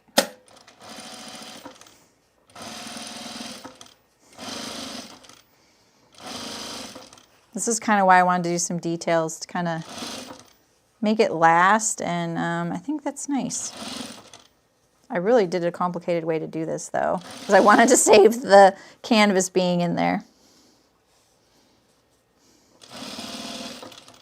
I would have set this up a little differently had I thought it through at the table, at the cutting table.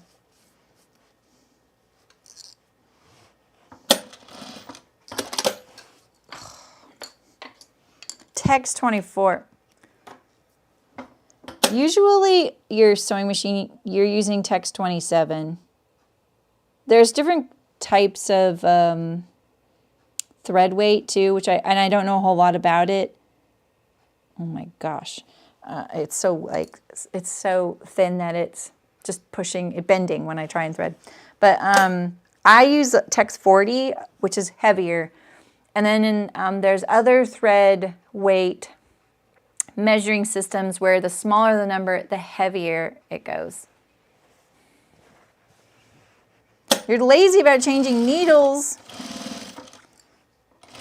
No, that's the one thing don't be lazy about. Everyone should change their needle right now.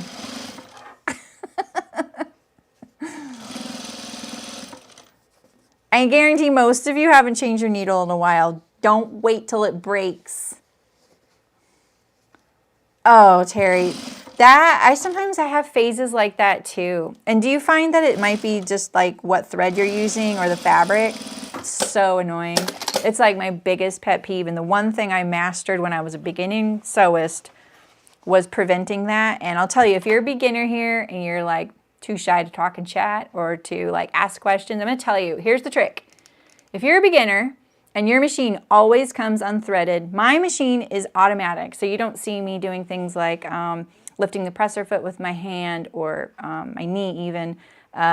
It automatically clips the thread. So you're never seeing me do this. Here's the trick. This right here is your thread take-up lever. It has to be at the top when you end and you take your work out. And there's a false top and then there's the actual top. So if it's at the top and your needle is up, you're fine. That way, when you go to sew, it's not going to yank it out of the needle. Because if you leave it down here, right, and you've cut your thread in your work, right, you've pulled this taut. I can't even grab it, right? You pulled your work out, you cut your thread, right?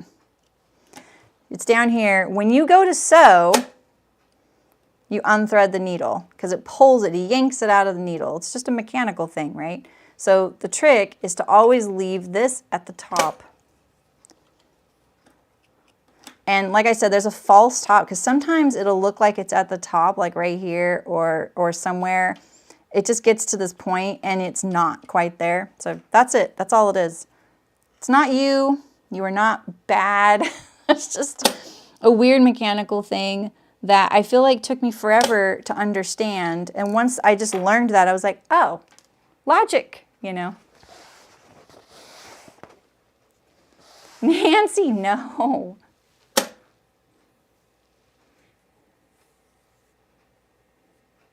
Oh, yeah, tissue paper. That's a good idea. You just broke a needle with a hand. Well, you got a new needle then, right? Well, that's good, Janice. I'm glad you do that. A lot of people don't do that either. Yeah, I know, right, Eliza? I think like, I actually think a lot of experienced sewists don't know that little thing. It just doesn't come up.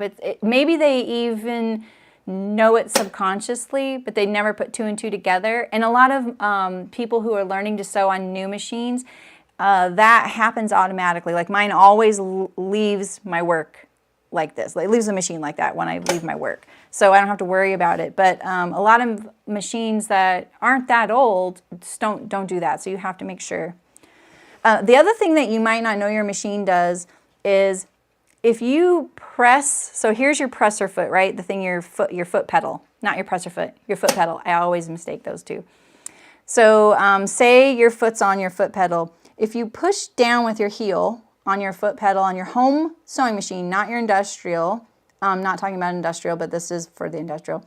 A lot of times what's really nice is it'll sink your needle down into your work. And so when you press it, it goes think like that. And that is a really handy tool to get used to using. And a lot of folks don't know that their machine does that because maybe you got thrown all this information when you were buying your machine and they said that, but you just didn't, you were trying to, you know, like take all of it in. And then you probably read your manual and everything, but it's just one of those really subtle things that I highly recommend because if you're going to all of a sudden turn a corner, but your needle is up, when you get to the corner, just tap down on your heel and it'll sink your needle down. Not all machines do this, but a lot more machines do it than I think we realize. So that's a kind of a cool little thing that you might not even know your machine does. All right, so now we're going to put the pocket. I wrote down 4 inches down. I'm using my soapstone pencil too today, which I just love using. I think it's super cool. So 4 inches down, I'm gonna put a mark a little bit more than that so I can cover it up. And then I'm going to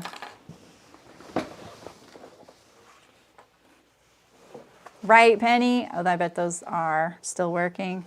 I'm gonna find the center here. We're not hemming the top yet.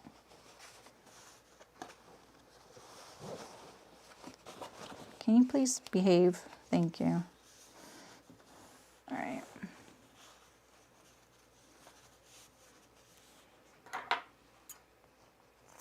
Canvas, man, it looks terrible until it's all finished. Right here. Like that. And then I'm just gonna pin in the middle.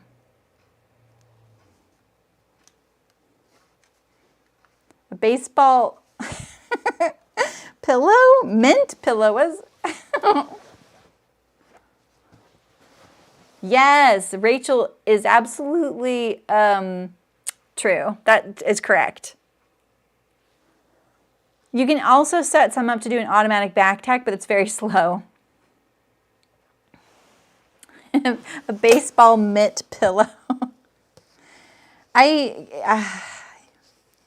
wonder sometimes at the choices for some of the...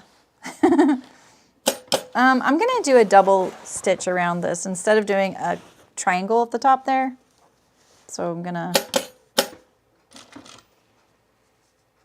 What was that? My office neighbor, he's a few doors down. The other day, he has the same, his office is identical to mine, except he has 2 more windows along that wall.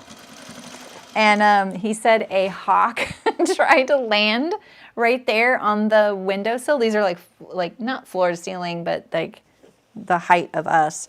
He said a hawk tried, it was like flapping its wings against the window. If that would have happened during a live stream, oh my gosh, that would have scared me.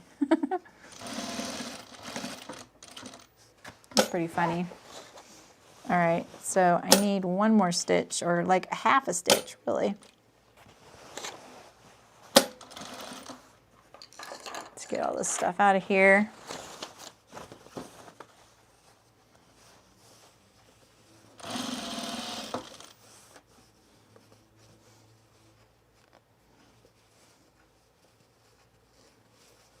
This really wants to turn right there. There we go. I want you to turn right there, though.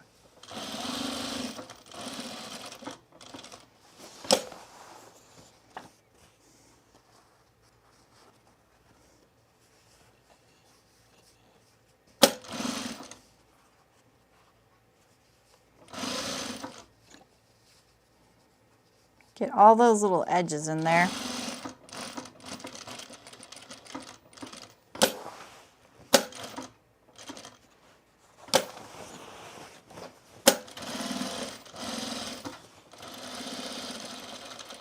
Sadly, you would not be able to use a twin needle for this,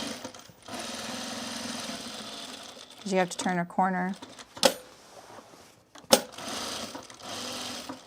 All right, you see, this is my little pet peeve right here.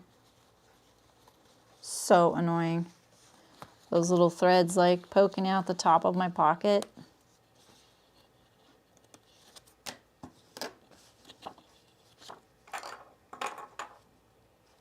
Get in there.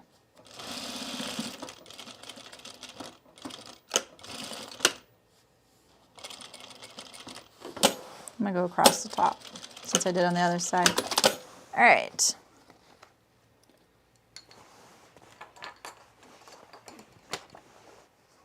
Oh, that's interesting, Marin. That's very cool. So your vintage machine knew, right? And they told you. Just move my machines, the needle down. Move your machines. Oh, yeah. Yeah, that is so true. And I will say I moved, one time I moved an industrial when I moved to Colorado. I moved I moved an industrial and I didn't know, but I snapped that thread take-up lever off, like snapped it off and didn't even see when it happened or how it happened. And mine does, and it had this guard on here and everything. Thankfully, it was a very affordable fix.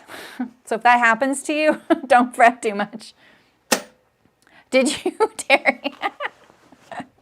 Sometimes they're really feisty. They're like, this is my territory. It's like a cartoon waiting to happen. Okay. Now we're going to do our waist pocket here. We already hemmed it. Nice. And it says to position this 7 to 9 inches down from the bottom of this pocket here. Which means I would think you would want to kind of try it on. So I'm going to just fold this. I'm going to pretend that it's on me. My husband and I are, I guess, roughly the same proportion. I would want this here. I would want that about right there. Let's see what that is. I mean, yeah, that's 7 inches down. We'll go with 7, maybe 8, because he's a little taller. 7, wait, 6, 7, 8.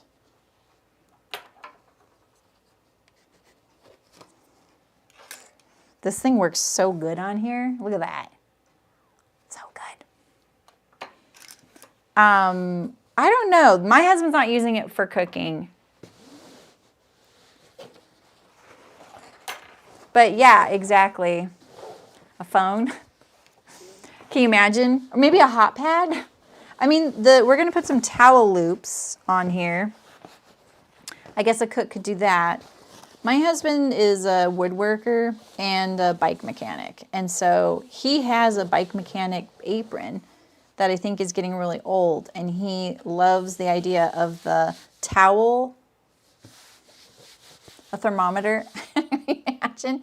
What if you sat down and broke a thermometer in your pocket? That sounds terrible. I think really it's just to break up the space, to be honest. Maybe a cookbook? I don't know. I just sew the apron. I don't know. Okay, so I just found my center of my apron and my center of my pocket.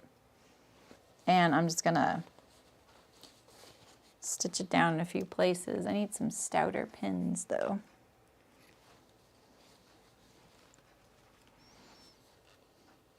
Oh my gosh, these pins, I hate them. But they're just the longest, stoutest ones I have right now. These are my favorite, but I want them to be this long, or a little less. I want them to be like right here. If I could design pins, it would be this millimeter and as long as to my thumbnail. That's my ideal. Who knew pins could be so complicated, right? All right, so we're going to put the towel loop on as well.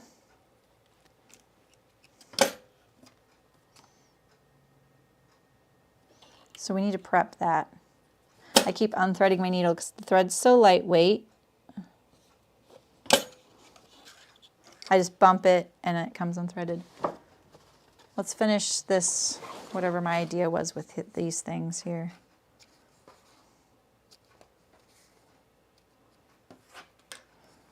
Okay.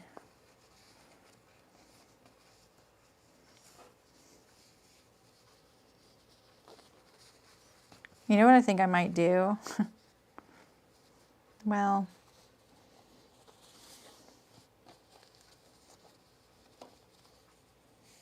yeah, I'll just stick with it like this. I'm sewing this a little different than the instructions because of my decorative fabric.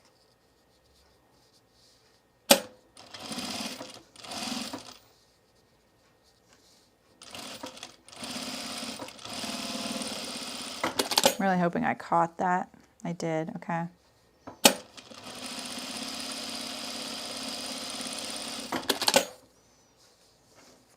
I'm going to put just some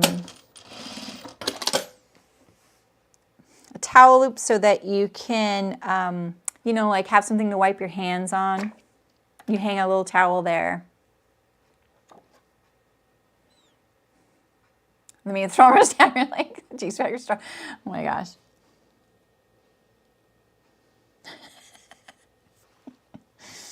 You guys are so funny. I mean, my answer to every pocket, peanut M&Ms, you know, or black licorice. You know how older people, like, it's like this endearing thing. She always had candies in her pockets, and I never really thought much about that. That's me. I'm going to be that old person because I always have candy in my pockets. Not always, but it's a good bet. I just thought that might look kind of cool. And then it makes it nice and flat. You know? I'm winging it here, people. This one, here I go like this and like this.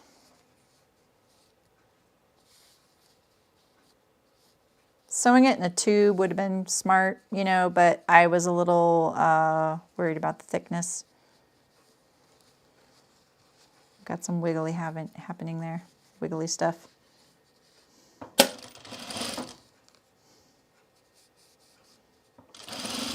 Like, I'll even put soft black licorice in my pocket. I don't care about fuzzies, you know.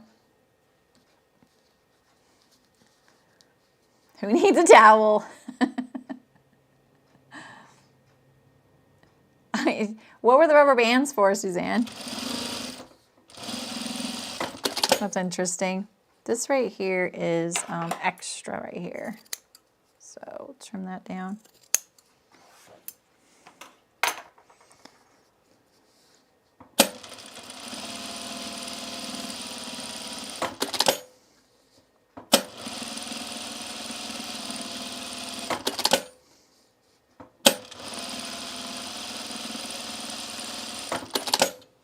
It looks okay. It kind of looks wiggly like the print is.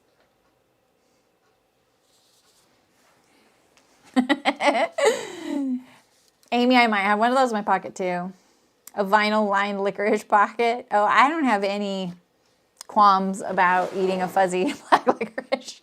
You overestimate me. Just in case, Suzanne. And then you needed one. She was like, see, that is handy. You literally vindicated her whole life of wearing rubber bands around her wrist. You've gum in your pull-out drawer on your industrial right here, Terry. See, I've had lip stuff in there, and I've hidden candy in there because everyone always forgets about that drawer.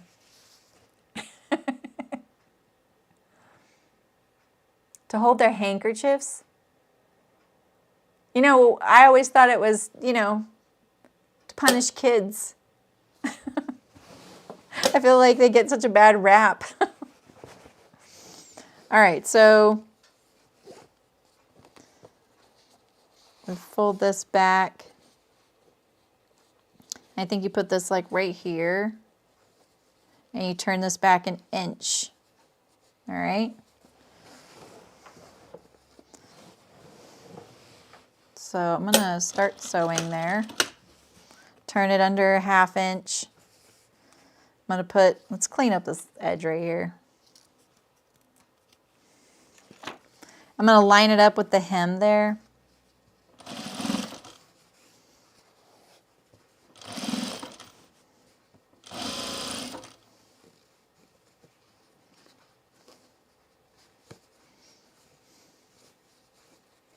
I've been watching that show.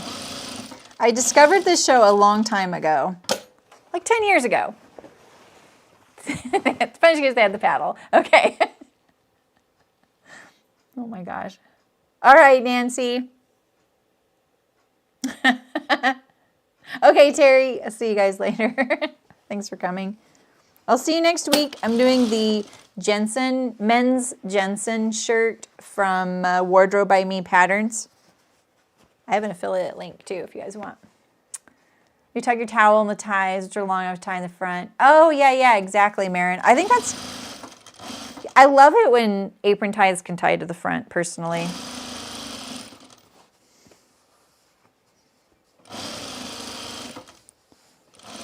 All right. I don't know what I was talking about.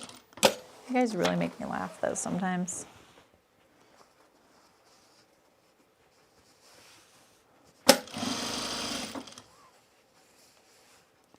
All right, here's my other one.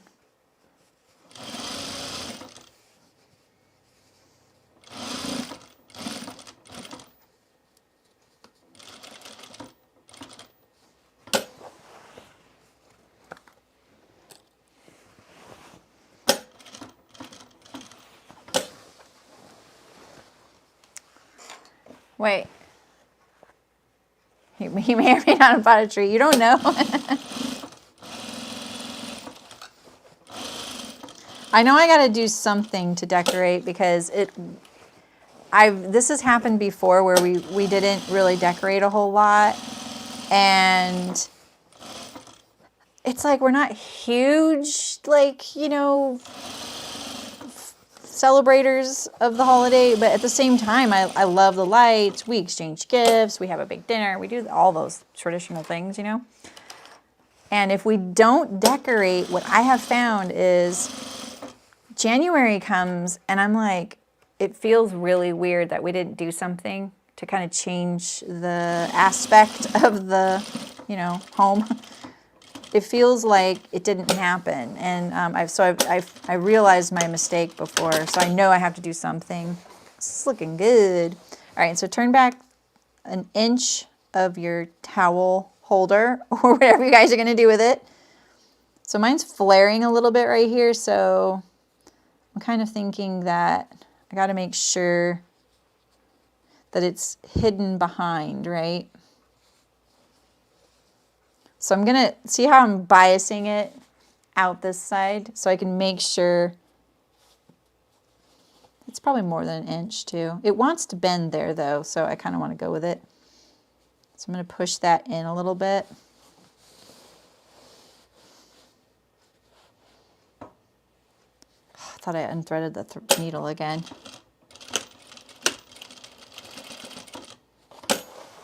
And then when I get over here, I'm going to push this side in too, because I'm the boss here. At least I like to think so. Push that in.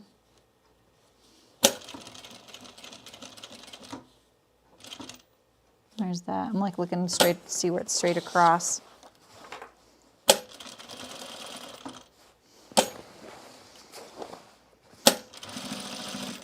Go across, and I think I do one more. No. There we go, and X.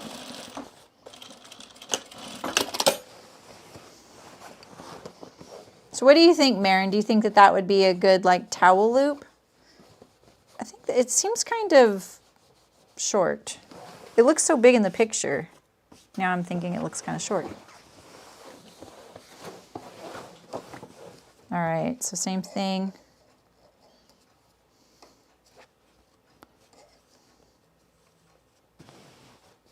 You could be a double towel wielding, you know,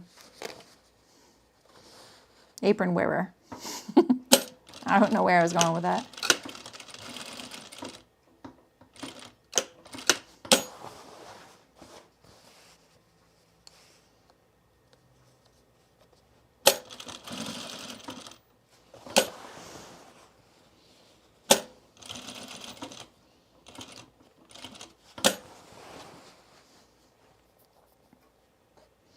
Do you remember that like little brain teaser where you had to draw in a house? So basically a square with a triangle on top with an X in the middle of the square, and you couldn't lift up your pencil. Every time I sew something like this, I always think about that and how I could do it without going across one of the legs twice. Okay, Elizabeth. Hammer. Ooh. Right, Suzanne? Oh, Penny, I like that.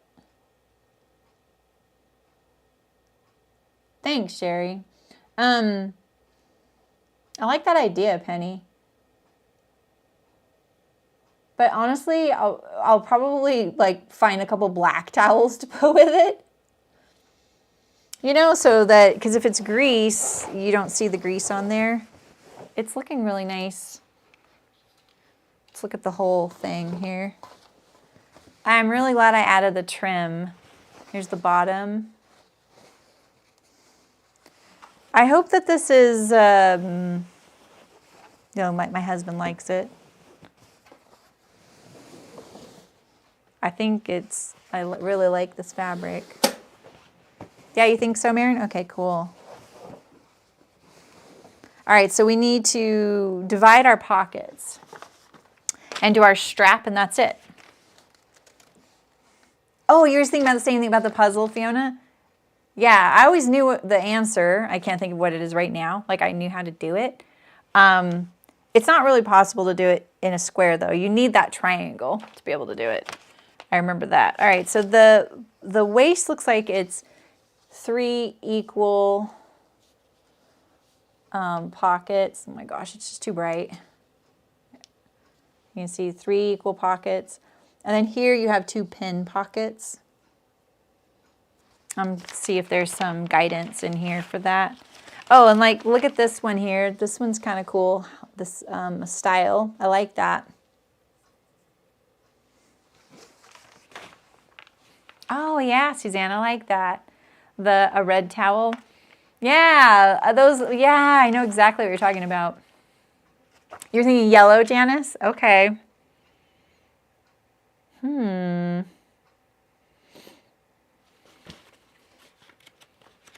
only toweling I have here is cream colored. I mean, I could make matching towels, but I think like that's taking it a little too far. Maybe if it was for my mom, I would do that. Okay.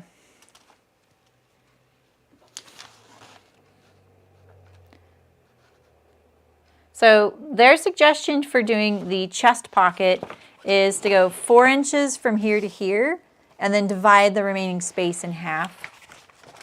The Pantone colors of the year. Yeah, what's the new one? Isn't it Periwinkle? Next year's? I think it's Periwinkle. And yeah, okay.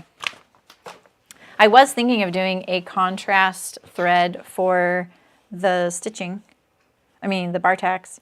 So if this is 4 inches from the pocket edge right here, that leaves 2 1-inch pockets. Personally, I feel like sometimes stabbing the pin into a pin pocket is kind of hard.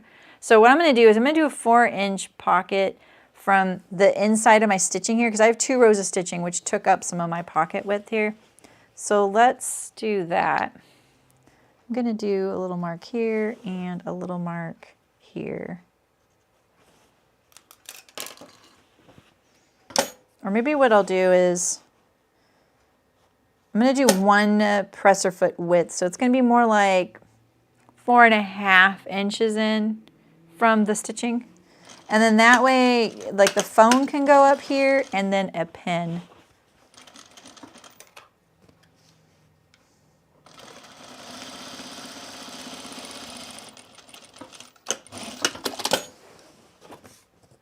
And then if you want to do some decorative bar tacks up here in a contrast, you can do that. My machine doesn't do a zigzag.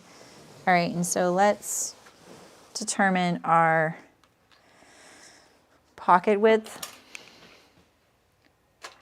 I keep thinking that there is a tape measure here all folded up. And you know what? I think I gave it to my daughter.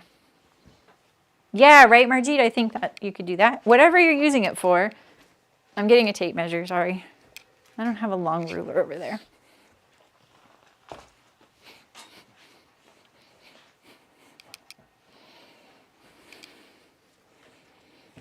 Well, you could put a pen and a pencil in the same pocket, right? Can't they touch? And the pattern does have 2 pockets right there. It has 2 pen and pencil pockets. I just found that I hate struggling to get the pen in the stupid pocket sometimes, you know? All right, so I'm going to measure the distance between my stitching. So 3, so it's a 5-inch pocket.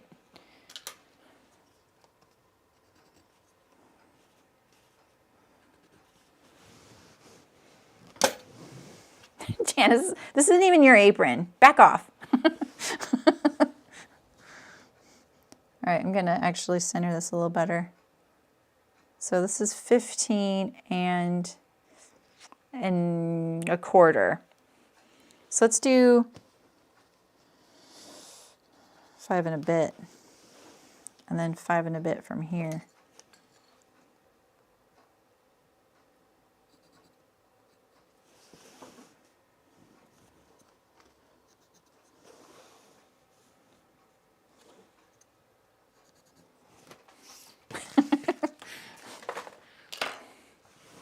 Make your own apron. All right.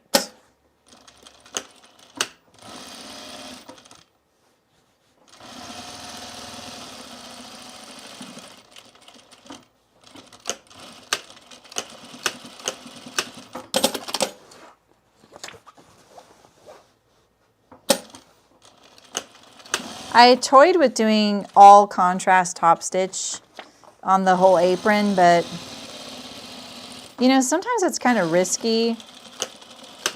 I only had like a cream off-white color that would probably go with this. And that's like, that's, you know, that's kind of risky as far as like if it gets wiggly. Yes, exactly, Penny. Thank you. Pen, 2 pencils, a calculator, and a food scale. You guys. Yes, Sherry. I know exactly what you mean when the cap gets stuck. That is kind of, yeah. So let's see. How long is this? I mean, this is a really long pocket.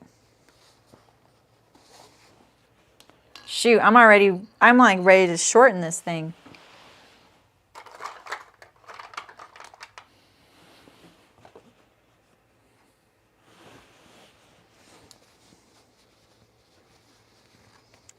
I mean, so there you go. That might be your argument. If you want to shorten your pocket, you might want to shorten it like a 1/2 inch.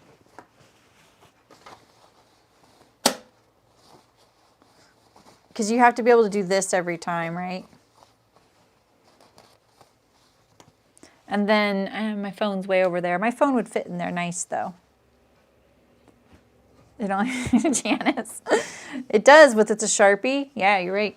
But it wouldn't, to further my argument, it wouldn't have fit, oh, Barbara, it wouldn't have fit in the 1-inch size pocket.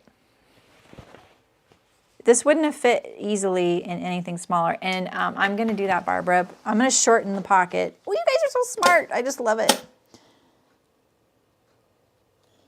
How many times have I unthreaded my needle today? That should have been our drinking game. Sheesh. Here's my worst habit. I want you all to see. This is my worst habit. I cannot break it. When I thread my needle, I wrap the thread around my fingers like this. Don't do that. Don't get into this habit because you know what happens? You accidentally unthread the needle half as many times as you get it in there when you pull your hand away. Oh my God, this thread is just so small. I just find I get a lot more stability. So I have to grab it and then pull my hand out and then pull the thread. So bad. Yeah, phone on your chest pocket's never a good idea because when you bend over, plop. But your glasses can go there. Yeah, so we're going to sew across the bottom of this. Like right here. Oh, so smart. You guys are so smart. Barbara's so smart. Janice is just picky. No, just teasing. I feel like Janice can take me teasing her. Oh yeah, Margie, I've done that too. When you're working with the nub of a pencil, get a new pencil. You put it in your pocket down here. I don't know. I don't know. Okay. We've got all of our pockets done.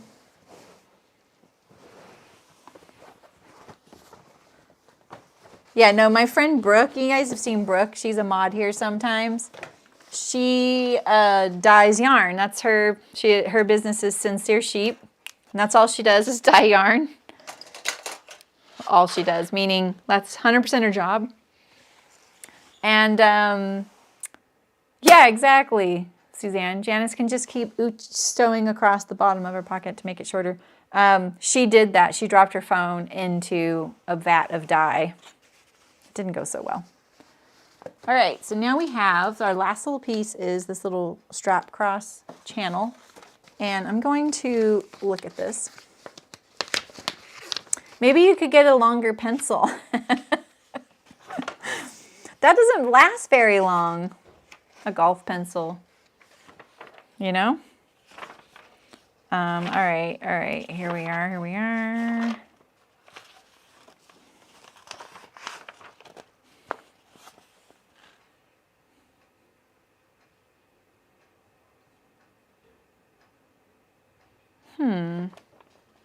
I thought this was a 4-inch wide. It's 3 inches. Okay. this is what I want to see. I want to see how we're attaching this.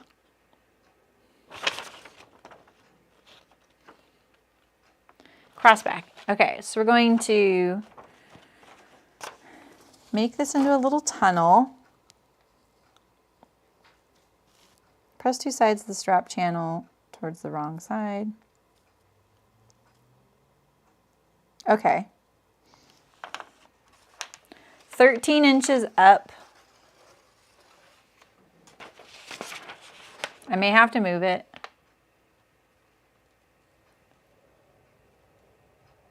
I think that's all it is. Okay. All right. All right. So I'm going to, oh my God.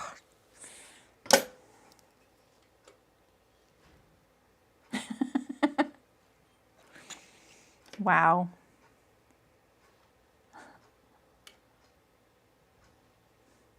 I'm really liking the autocorrect for pocket to pokey. I had a blind chicken once. Her name's Pokey. Yes, Walter. Har, har. Drill a hole in the pencil. Whatever. Yeah, there you go. Now we're drilling holes in pencils. The Pokey. Oh, man. We had this chicken. We didn't know she was blind for a long time. Every night when we would call the chickens in, you know, she was always kind of on her own too. Like she was just always just a loner. And there's usually sometimes a chicken like that. And you got to watch them because that's the one that'll usually get beat up by the others, right? Like that. That is a definite true thing about chickens. All right. I only trimmed the angle on some of these. So don't I want two straps? I want two straps. Yeah. Okay. And she had actually gotten sick with something specific, and I can't think of what it was. And she survived. Like she lived in my my shop for weeks. Nursed her back to health. She made it. And then we integrated her. Took this whole thing. Good night, Malin. See you later. See you next week, maybe. Pencils go behind ears. Libby solved it all. When we finally got her integrated and the other chickens tolerated her and blah, blah, blah, right? Every night, we had like an acre. We'd let them free roam and we would like call them in, you know, ladies, and then they'd all come running and they'd go in really happily. But Pokey took forever. And she would kind of like start walking really quick and then she'd kind of slow down and we'd be like, come on, Pokey, come on, Pokey. And then she'd run again. What we figured out, and she would also do this. Like she would kind of do this weird little zigzaggy thing. And we were just kind of like, maybe the sickness. She was blind. And part of the side effects of that illness was that some chickens go blind, and she had. And so she was listening to our voice to get to the chicken coop. So once we learned this, and when we tested it out, I went up to her to do this. The chickens are so skittish, right? You usually can't get up to them. And she didn't even move. I was like, oh my God, you all this time I could have walked up and just pick her up. And that's what I would do. I would just walk around holding Pokey all the time because it was just easier. And like when I had to do interactive things with the kids at the school, with the chickens, because I led a chicken group, I would bring Pokey. She was so great. Pencils going around, pins go behind the ears. You guys are disgusting. I'm telling you. All right, so I'm thinking, so this is the way you do this. You fold along one edge, right? And then you fold it in half, right? I kind of have a problem with this. It uses less fabric to do this, and we're going to have to do it. But if you haven't cut yours out, I would say cut it 1 inch wider.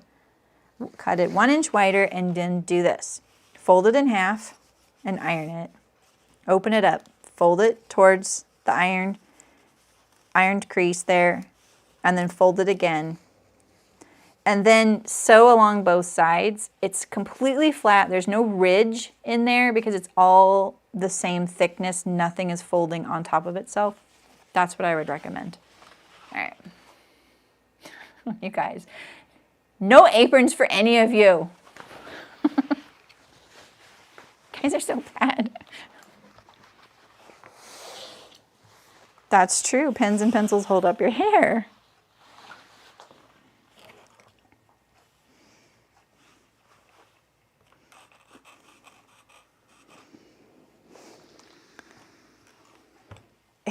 Oh, was he debeaked?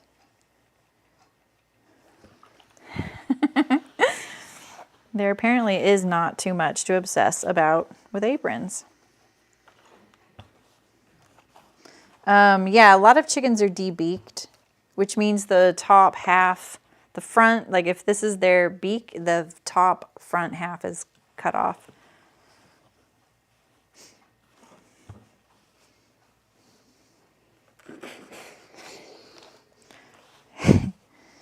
So see how this diagonal seam now, now you're not like folding this right on top of itself.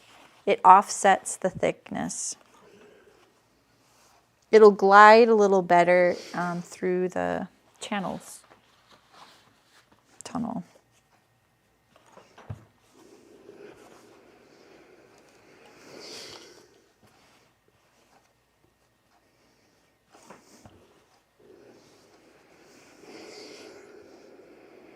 No, his beak doesn't. Oh, I see, I see. Oh, you have a dad joke. What did the duck say when she bought her lipstick?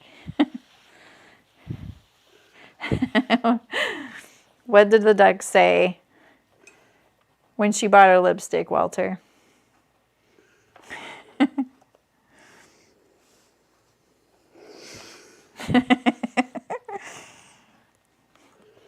We're going to start expecting dad jokes every time now, Walter. Put it on my bill.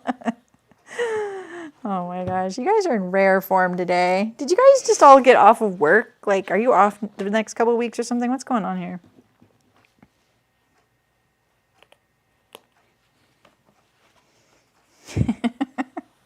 God. Oops.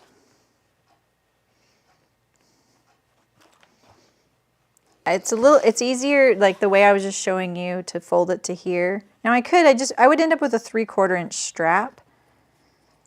And you know, I don't think there's anything wrong with that in some respects, but it might be a little narrow. It could be more comfortable for some folks, narrower, and other folks it might be less comfortable. You're always off work.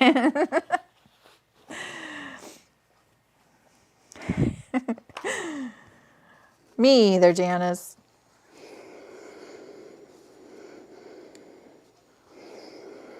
All right.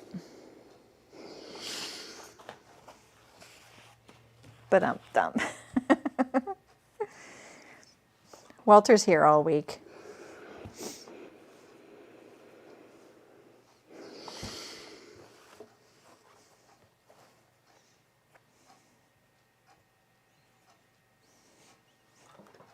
Oh, nice, Carrie. This is the apron strings. We're almost done, Eliza. Are you eating pie? Did you find some?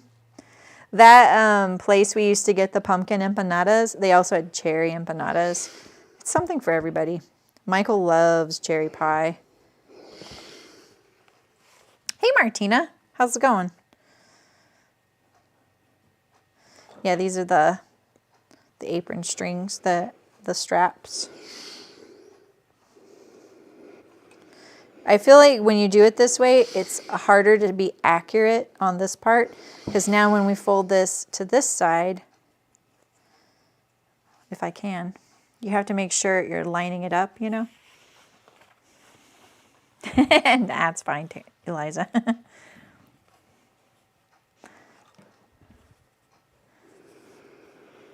Really, Margie? What kind of noises? Chickens make a delightful noise. Yeah, cherry empanadas. They were, it was basically like just a handheld cherry pie. And they did a pumpkin one too. Oh my God, they were just so good. It's a Mexican-Jewish bakery in Humboldt County called Los Bagels. The two guys who own it, one's Mexican, one's Jewish. And so there's like lime corn cookies and really good bagels. And yeah, so good. Pan dulce, and they do a big Day of the Dead thing every year. Yeah, they have pan dulce year round, but during Day of the Dead, they have so many good Mexican sweetbreads, which I love, and I just don't get to see very often. There's a really good place in Chico that has them, but I'm never there anymore. Good pan dulce is so good. Right, Carrie? Why can't a bicycle stand up by itself? All right, Barbara. Why can't a bicycle stand up by itself?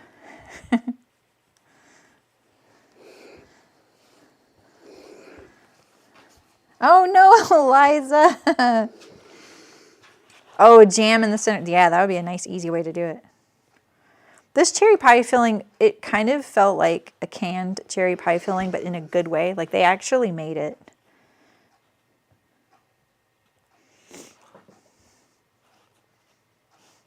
I always wondered how they did the pumpkin pie, because pumpkin pie filling is a liquid when you make it, you know? So I'm wondering if they baked pumpkin pie in a tin somehow without, because it's tired. Oh no. That's bad. Oh no. Walter and Barbara are now our dad joke experts.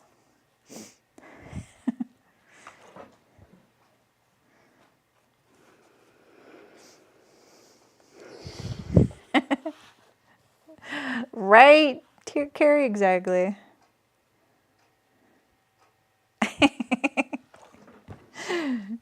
Right, I know, Suzanne. People need to stop talking about food. My stomach just started growling. I was like, wow. There is, there's really not a whole lot up here in Paradise after the fire, like as far as like places to go to eat. And there is a Starbucks, and I wasn't never the biggest fan of Starbucks, but man, I am so glad they're here, because at least they're very consistent. They're always open.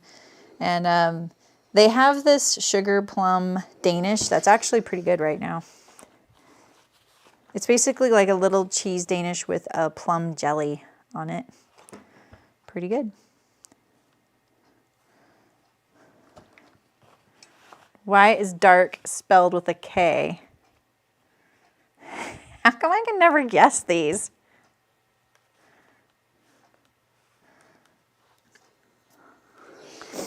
Oh yeah, the lemon pound cake. I haven't had that in a while. That's a good idea.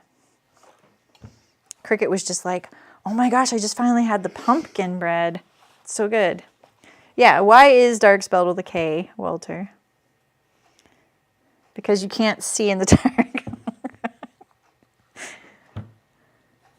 This is what we need. Anytime I have to do these really long, boring ironing parts, we need dad jokes. Chocolate cream pie. Oh. That sounds so good. With a cookie crust, I hope. That's interfacing. This is black fusible interfacing, because I was cutting out my brother's shirts today. Okay, we made it. I'm just going to do the in half one real quick. Oh, Barbara, you love it. We need Ray. Ray's probably watching our TV and just isn't chatting, but she would really enjoy the dad jokes, I bet.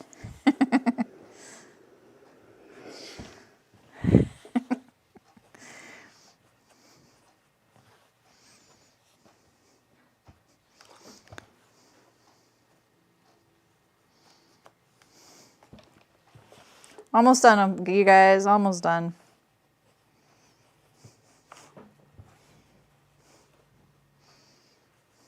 I'm so excited to put this on. So you know that purse I finished yesterday? I was going to put it on my dress form for the photo, but then I remembered my dress form's covered in that same fabric, so you wouldn't have been able to see it.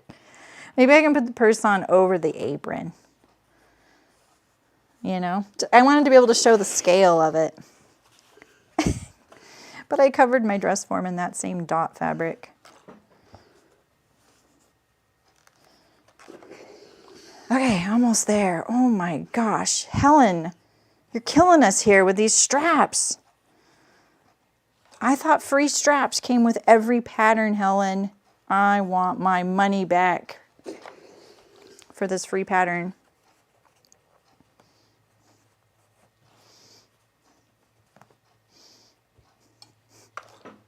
All right. Yes, Janice, I ate one of those yesterday. I love those.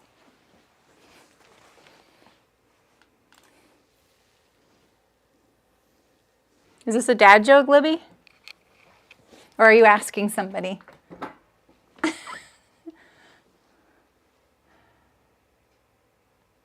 What did the Beatles say to the other when they saw a snail go by in its new red sports car?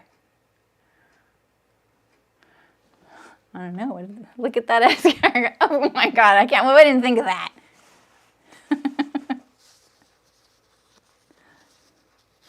All right, here's when my dad went hunting and my mom was texting me a million times. Aw, that's nice, Sydney. Oh, really? Oh, Sherry, I should have totally used my cover stitch. That's a good idea. I didn't even think about it. Oh, so what's the best thing about living in Switzerland then? You got to prep us. All right, so I think we're going to finish the ends here, right?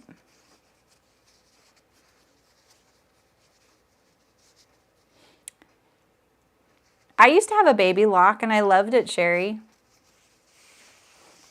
Do you not? Why do you want my Juki? My baby lock was nicer. Libby's keeping us in suspense. I was kind of thinking that maybe an angle on the end would be kind of cool. You know, like this. You know. All right, so I just want to make sure I don't do anything. Maybe you just hem the ends. You might just hem the ends.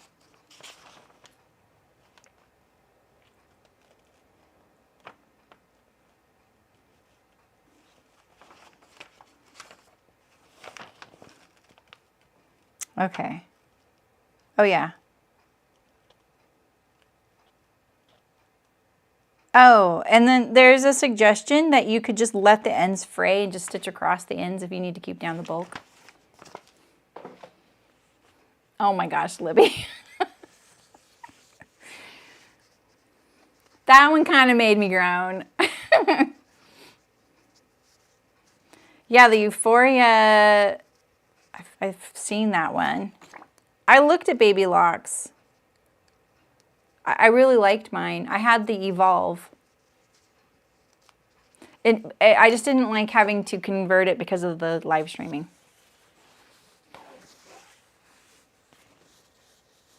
Oh, Juki for the sewing machine. Yeah. Yeah, you do need one of these. I love it. All right, I'm going to just sew this long edge here.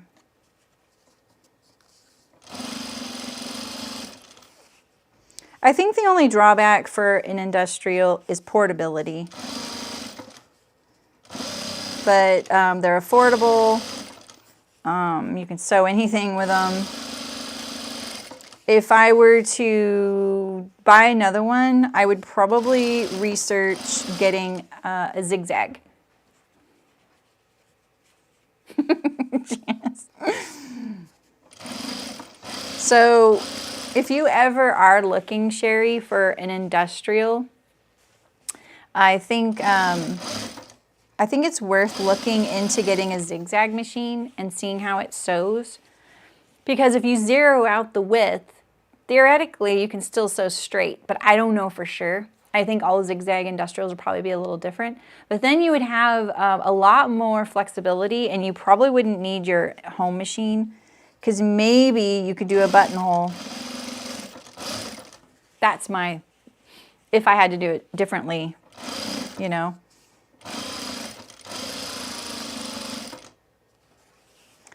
Did I just fall off the edge there? It's hard to see. It's even hard for me to see.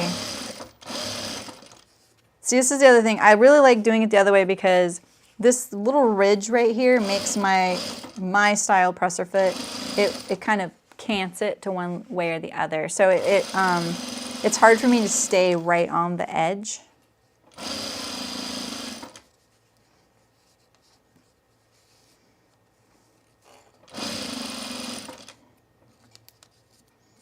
So much lint. All right, so now we're here at the end. I like her idea of letting it fray, but the canvas, I don't really need to do that. She suggests it because maybe you were doing a denim apron and that thickness might be a little hard to wrangle, you know? It might look kind of cool too. All right, so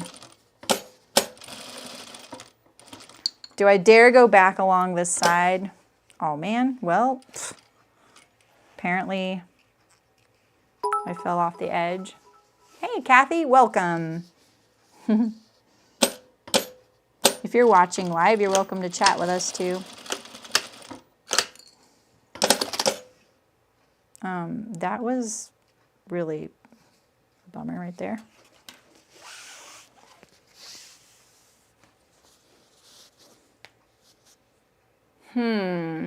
Really, Libby? Sydney, don't even start with me on that. That is exactly what you want. It is not your first time here, Sydney. Come on. You definitely want all the neckline at 1/4 inch. It's so much easier to sew.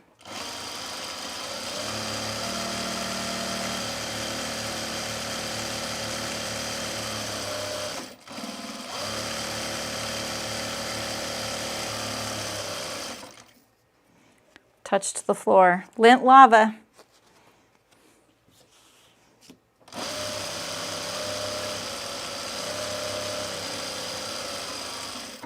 Okay. I think I'm going to do a little X down here.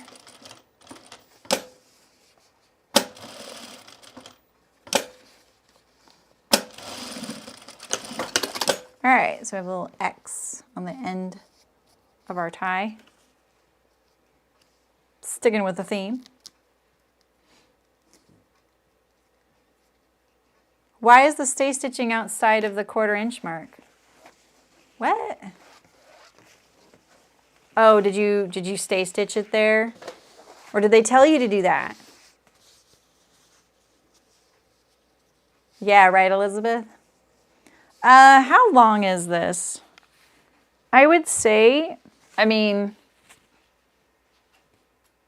more than 2 yards. Because it has to go across the back, it's longer. And there's no necktie. So this is the neck and the waist tie. Right, Sherry? Totally my goal. It also flattens them down, which is kind of nice. So if you're doing something kind of bulky, or maybe you're feeling a little bit like the hem is kind of a chunk, that kind of flattens it out a little bit. There's so much lint.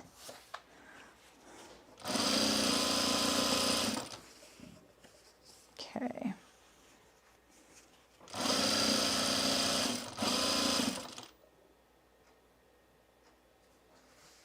Is that an earthquake? Huh.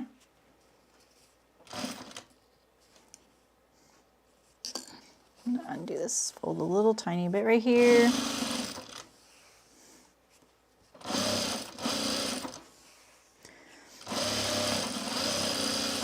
So we're almost to that little cross channel piece. If you're staying for that part, sorry it's taken so long to get there. I need the straps done though first. All right, so when I am folding this, so sometimes when you fold these like this and you turn down that end and then fold it, what happens is these little folds right here, they flare out, right? They sneak out. So I think it's just picking what way you want to deal with the most. What I do is I unfold the whole thing, fold the end down, and then fold it the way I want. And I find it a little easier to manage. Sometimes it's not the case. You have to go the other way. Okay.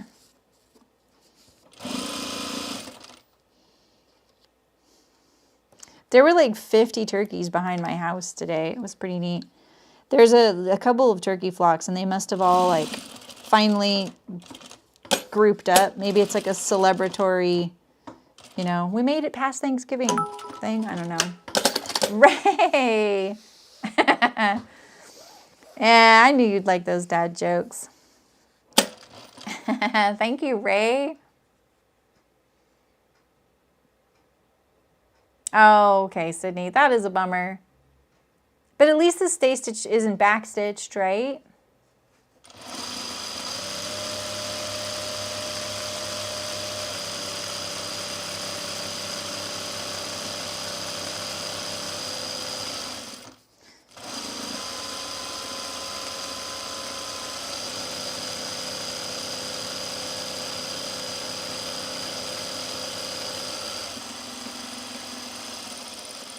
Okay.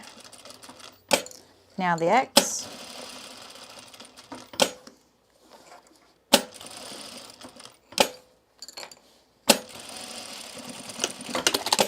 All right. Finally. All right, Helen. I love Helen.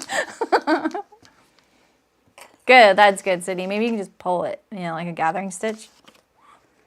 All right, so we're going to treat this as one because I have the decorative thing here. And pretty sure we finished this whole thing. Wait. This is 3/8 inch seam allowance. Okay. I just looked this up, but now it doesn't look like it's big enough.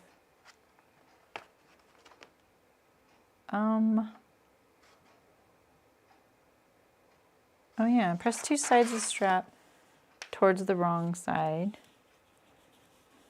So are you actually making this like this?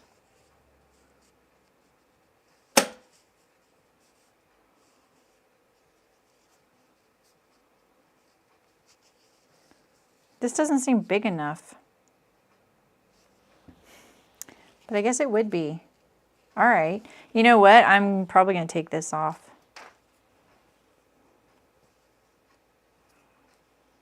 Let's just interface it.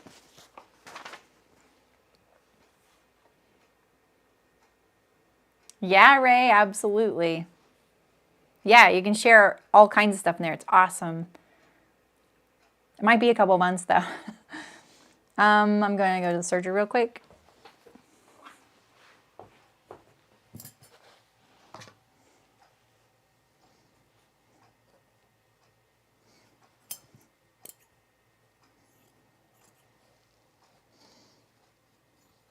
Oh, thank you to, who was that? Was that you, Suzanne? Who told me about the sale on the SF101 on Joann Fabrics? That was hugely helpful. I ended up buying a bolt of black and a bolt of white. They didn't have the black as a bolt, but I just bought 10 yards of it. Oh yeah, what? Oh, I think it's Pages you started a while ago. Oh, we finally have a bot. And Terry and Malin aren't here. I'll get rid of it just a second. All right.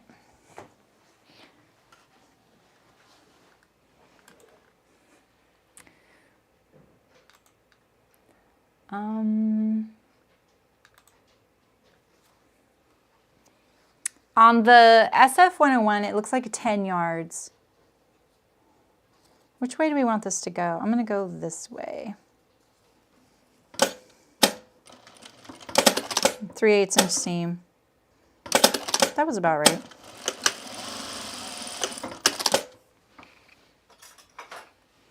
I'm not going to turn the sides in. This is too lightweight to do that. Like, I don't need to.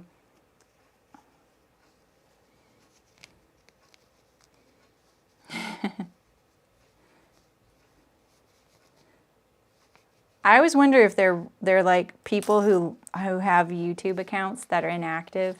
You know, like on Twitter, how that happens.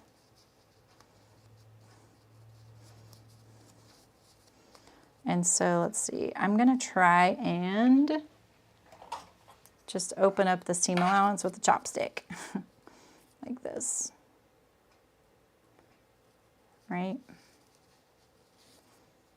Yeah, nice and flat.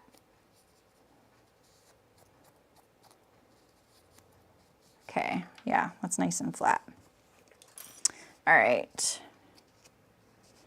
And we're gonna, it's the stitching. Yeah, okay. We're gonna stitch all the way around, even though we have these raw edges. I'm just following the instructions. Helen made me do it. Even though you have that raw edge, we're gonna turn that back in a second. I love blaming Helen for stuff. I never do that with people, do I? I just feel like she'd be a good sport. All right, and then we're gonna turn this back like this. And we're gonna sew this up from the, oh, we can actually attach these now. Home stretch, home stretch. Oh, we need to hem the top too. Yep, this is when we get to do this.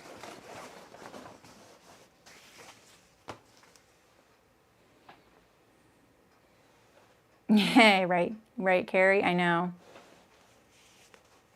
Yeah, but Waywak's been out of that stuff.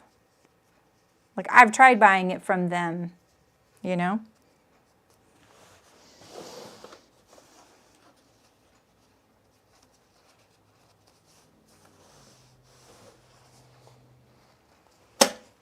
All right.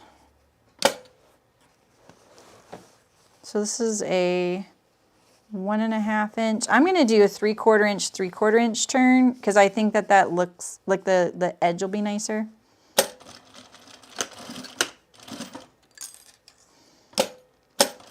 Again, I'm using my awl just to prevent any torquing. You probably could put your strap in here and then pull it straight up if you want. It depends on the thickness. If you're having a thickness issue with your machine, then I would do it separately.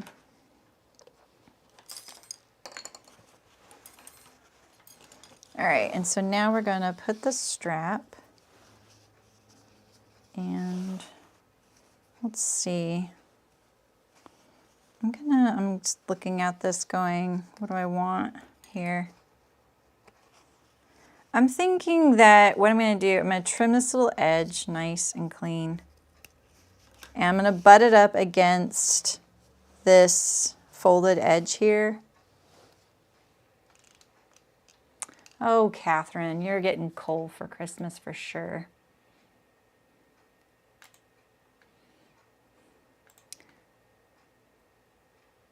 Okay, go away. There we go. Yeah, I never used to be a pattern buyer until I had the live stream. All right, I'm gonna turn this back and I'm just gonna butt this edge up, this raw edge against this fold edge just to keep down the thickness and keep this all about the same. I think this is a little bigger than what is in the instructions. And now I'm gonna stitch across the whole thing.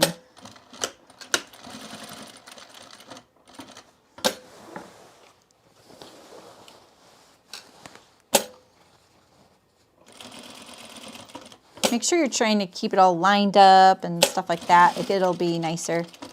Now I'm going to do my X.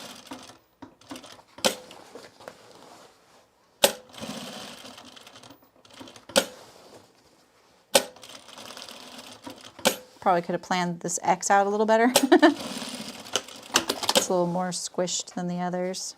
So it looks like this. I have stitch lines there, and there's my X.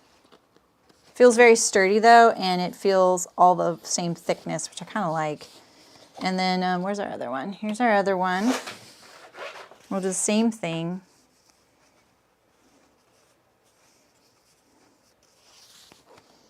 I put the seam towards the Neck, you can do what you like. Just be consistent. It might feel different if you don't.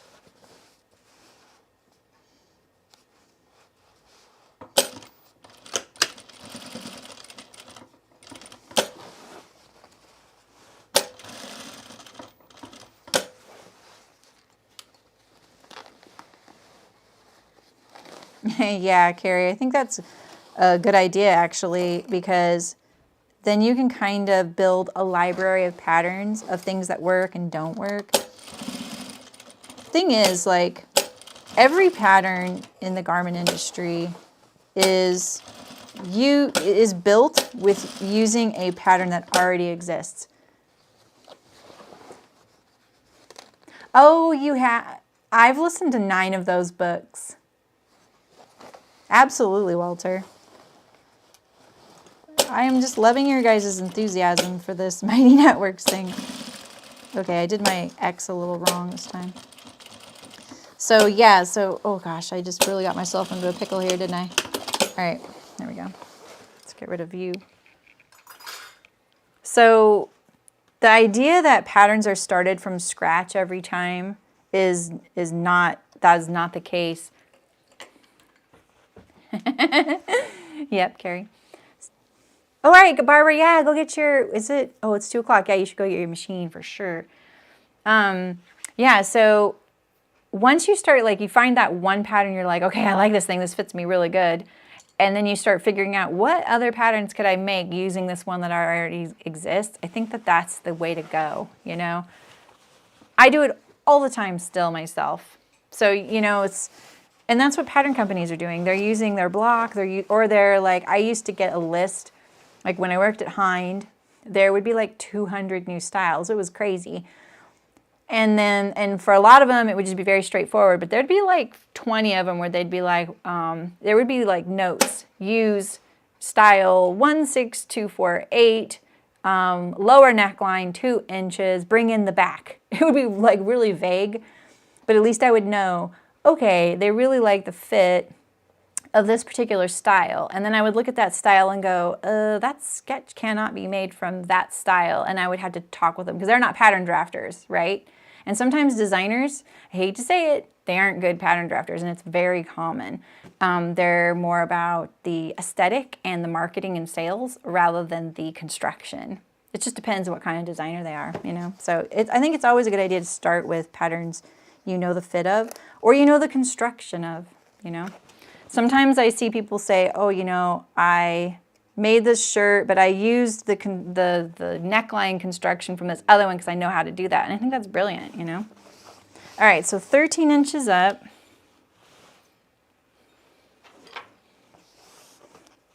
Six, 6, 1. All right.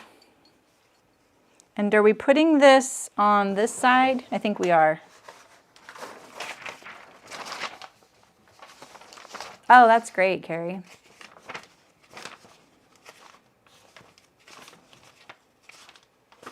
How many times do I have to consult directions for a strap?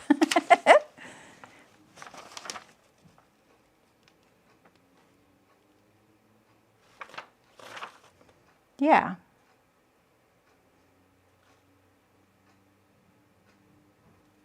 Okay, so I'm going to assume it's from the, this is the right side of my apron, and I'm going to put it on like that, and I'm going to turn under this edge, bring it down a little bit, like this. It looks so good. And I just unthreaded my needle. This is when you want to insert that emoji, if there was an emoji of you whacking your head against the desk, you know?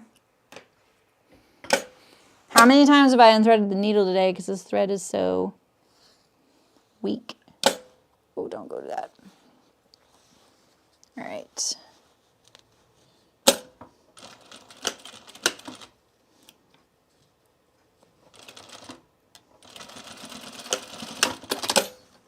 So I kind of want to see.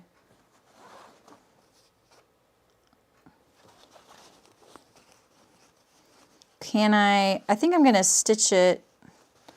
I'm going to do a narrow double needle stitch. not too wide. Let's trim this, make it clean. Because you're not, once you've threaded this once, you're theoretically not threading it again. All right, so just be careful of your seam allowance there. Are you reading the Wheel of Time series, Walter, because of the new TV series? I think I impressed my sister when I was like, oh, I've read 9 of those books. She's like, oh my God, you have? I mean, like, that's a lot of my life. By Robert Jordan.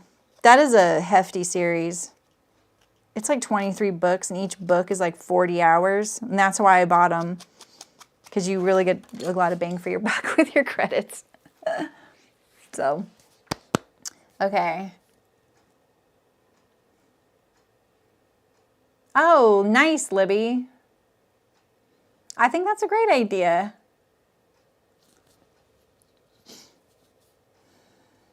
There's a lot of free underwear patterns too, Carrie. All right, let's check it out. Let's get my dress form over. Let's see what the full screen's looking like these days. A little tilted.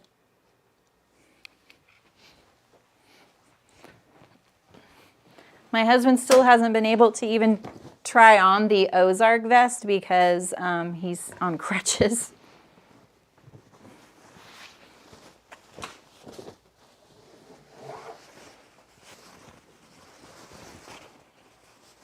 The lack of skirt smoothing. What do you mean?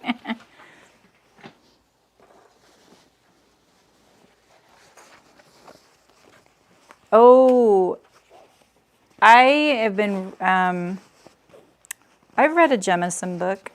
I've been reading a lot of sci-fi lately. I've really liked it. Okay, my strap's already in a knot. Okay. It is, yeah. Oh, I didn't do my, I have to do the tunnel, you guys. I have to do the tunnel. I was like, wait, how is this going to work? Here.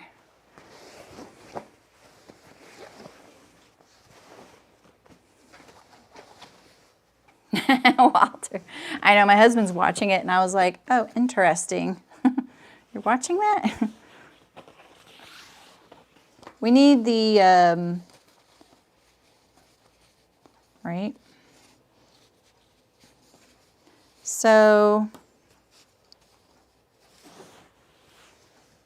I'm going to say that this is 3 3/8.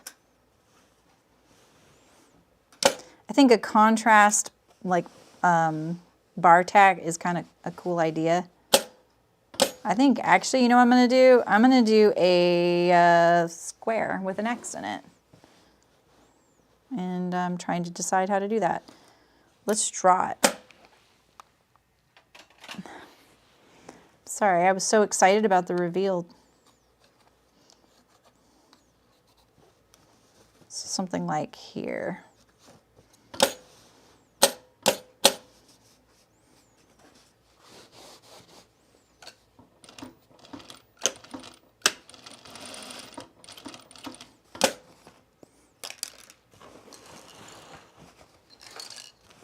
This thing's kind of unwieldy.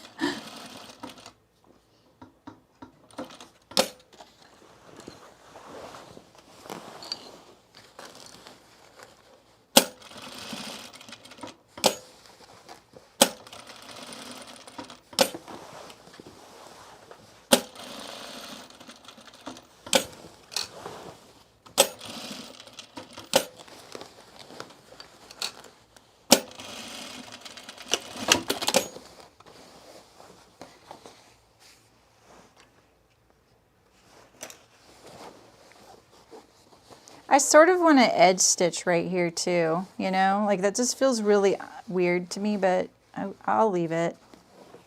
It seems very casual. All right.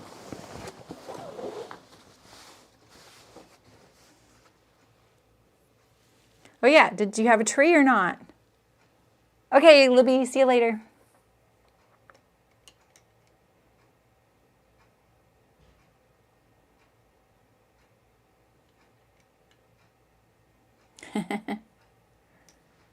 Oh, nice, Nancy.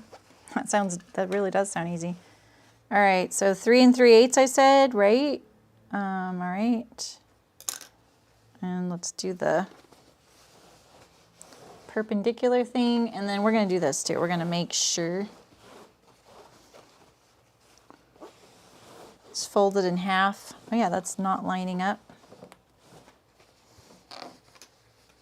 Right there.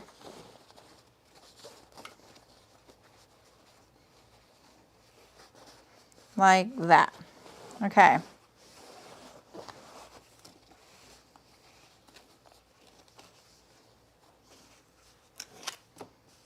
And did I do this? I did this perpendicular, right? Okay.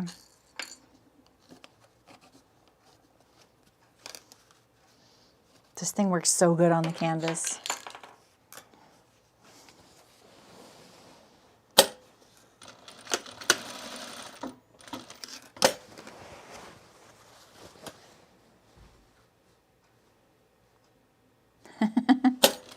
I love doing that too, Nancy. My husband had to go to town today to get the dog's nails trimmed, and he's on crutches. I was like, "Are you sure about this?" And then still selfish me was like, could I get him to go to the fabric store with me? Could I shop over the phone and then have him pick some stuff up? Terrible.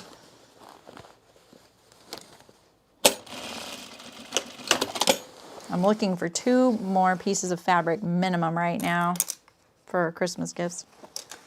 Cutting it close, huh? All right, now let's do the reveal. And then you guys can go home if you want. Where's the full screen? Oh, here it is. Okay.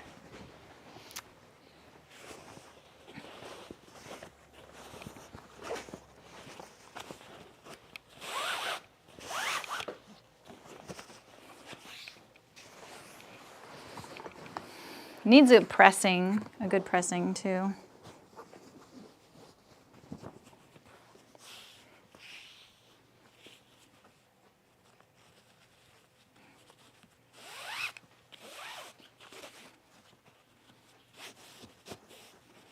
Okay, and then like this, right?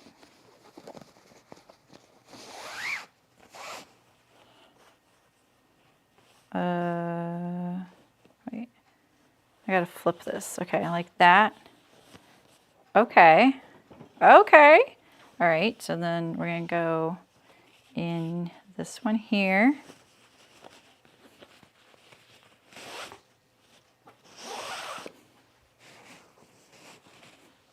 So I'm putting the strap, so you see, like, I don't know if you can see that, but then it hugs it close, like that.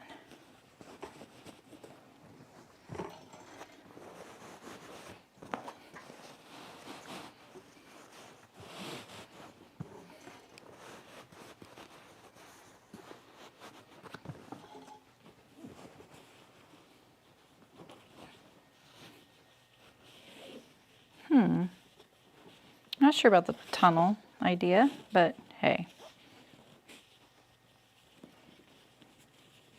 See, this would be an argument to having a narrower strap then maybe, is because doing the tie.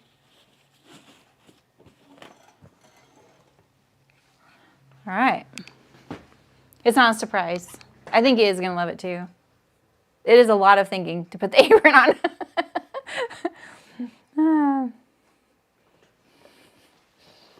There's the little dealy bob there. And so, I don't know, can you see? I think that this is a really easy way and quick, and it's actually a pretty effective way of doing this. I'm going to zoom it in a little bit so you can kind of see right here what's going on. So you can see it kind of does stick out a little bit.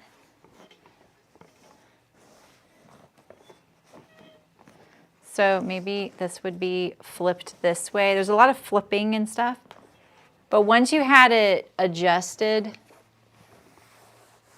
for this being a dress form, this actually hugs here pretty good too. You know, I kind of want it to do this, but that's, you know, I think that's a boob thing, right? There's the pocket, and here's a little towel loop here. My little piece of towel here. There we go. Right?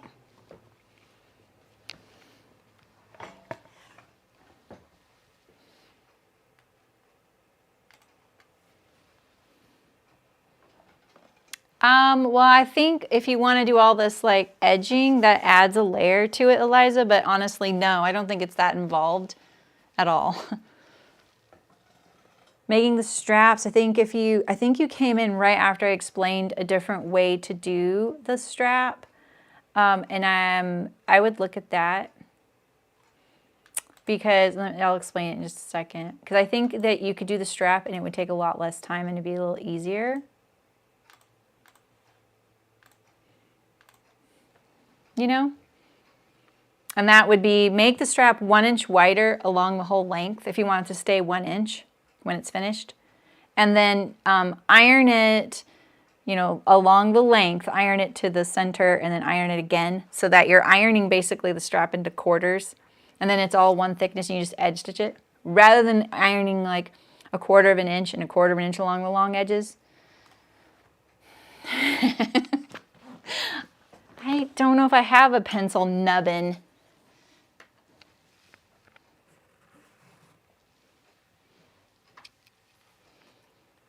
I know it's going to kill you, Janice, but they both fit in there, but they do. And then, let's see, get my phone.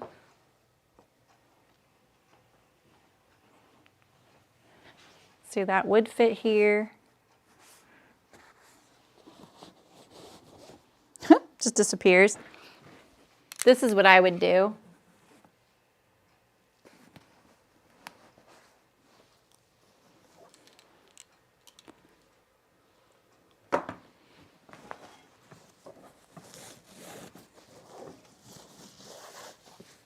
Yeah, exactly, Penny. Yeah, you just do this. Have you ever used one of these?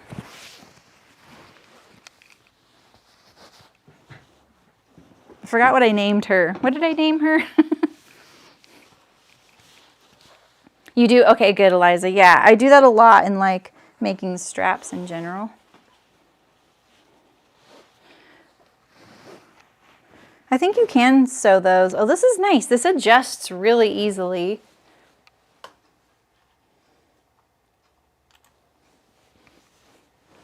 This adjusts really easily when I'm doing this, sliding it. So, you know, when it was pulled away.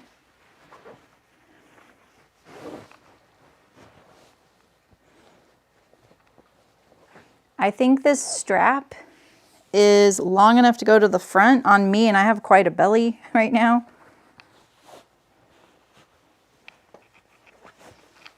My little towel loop. See where it sits on me lengthwise. Am I crooked? Is it just me? It's comfortable. Very comfortable. 3 pockets. I would want just 2 big ones, I think. But I do like how close it is, you know?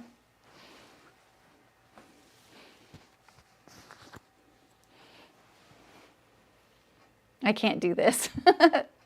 That feels really weird.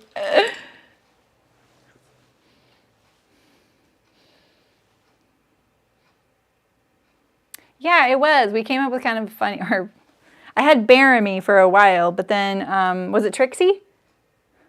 It was Trixie, wasn't it? I think I called her Trixie.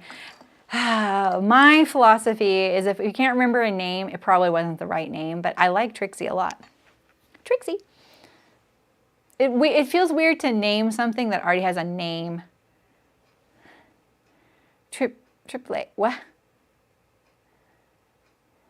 Triple A. What is that? Is that autocorrecting Trixie? It is. Yeah, Beverly, you have such a good memory. Yeah, Trixie. You don't need to look at my butt. Stop doing that. Gotcha. All right. Yeah. Feels good.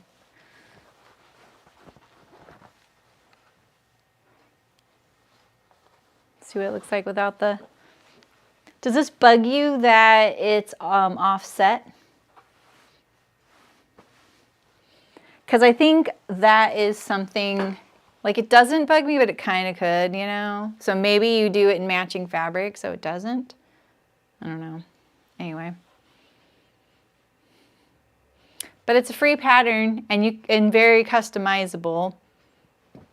I really like all the little trim I did, but I don't think that's necessary. If you did a lighter colored fabric, it wouldn't be as necessary. Aw, that's awesome, Penny. The nerd apron. Yeah, talk to Janice about that. All right, so next week I'm making, it's my last live stream of the year, theoretically.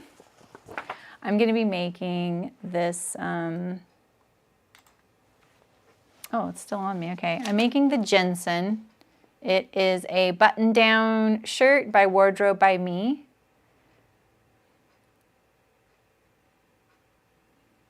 Right. It's not my apron, right? I just won't look at him.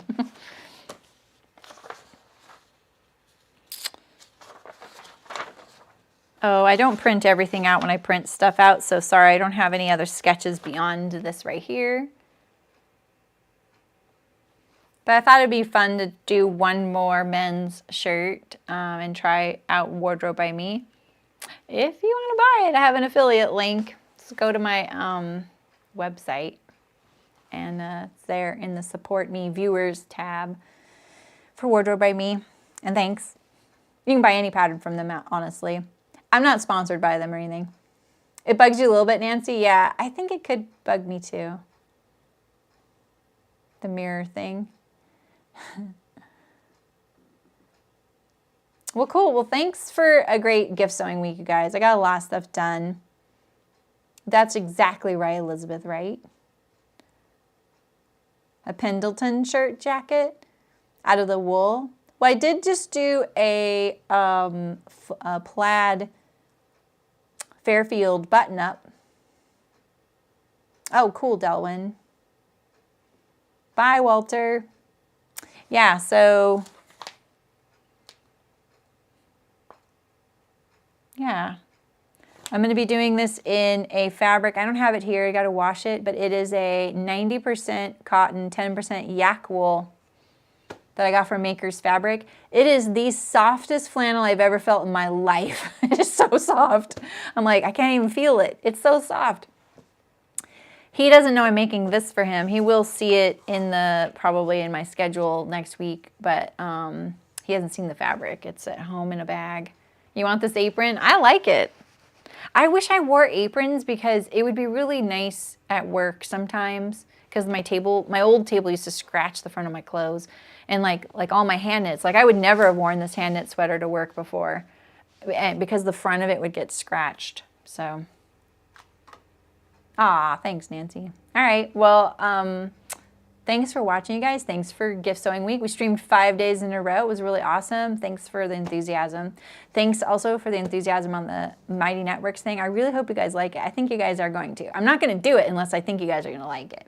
So, one ring to rule them all. That's why we're doing it. One place we can do everything. Plus, we'll have the YouTube channel and a little bit of Instagram. So, that's it. That's my plan. All right.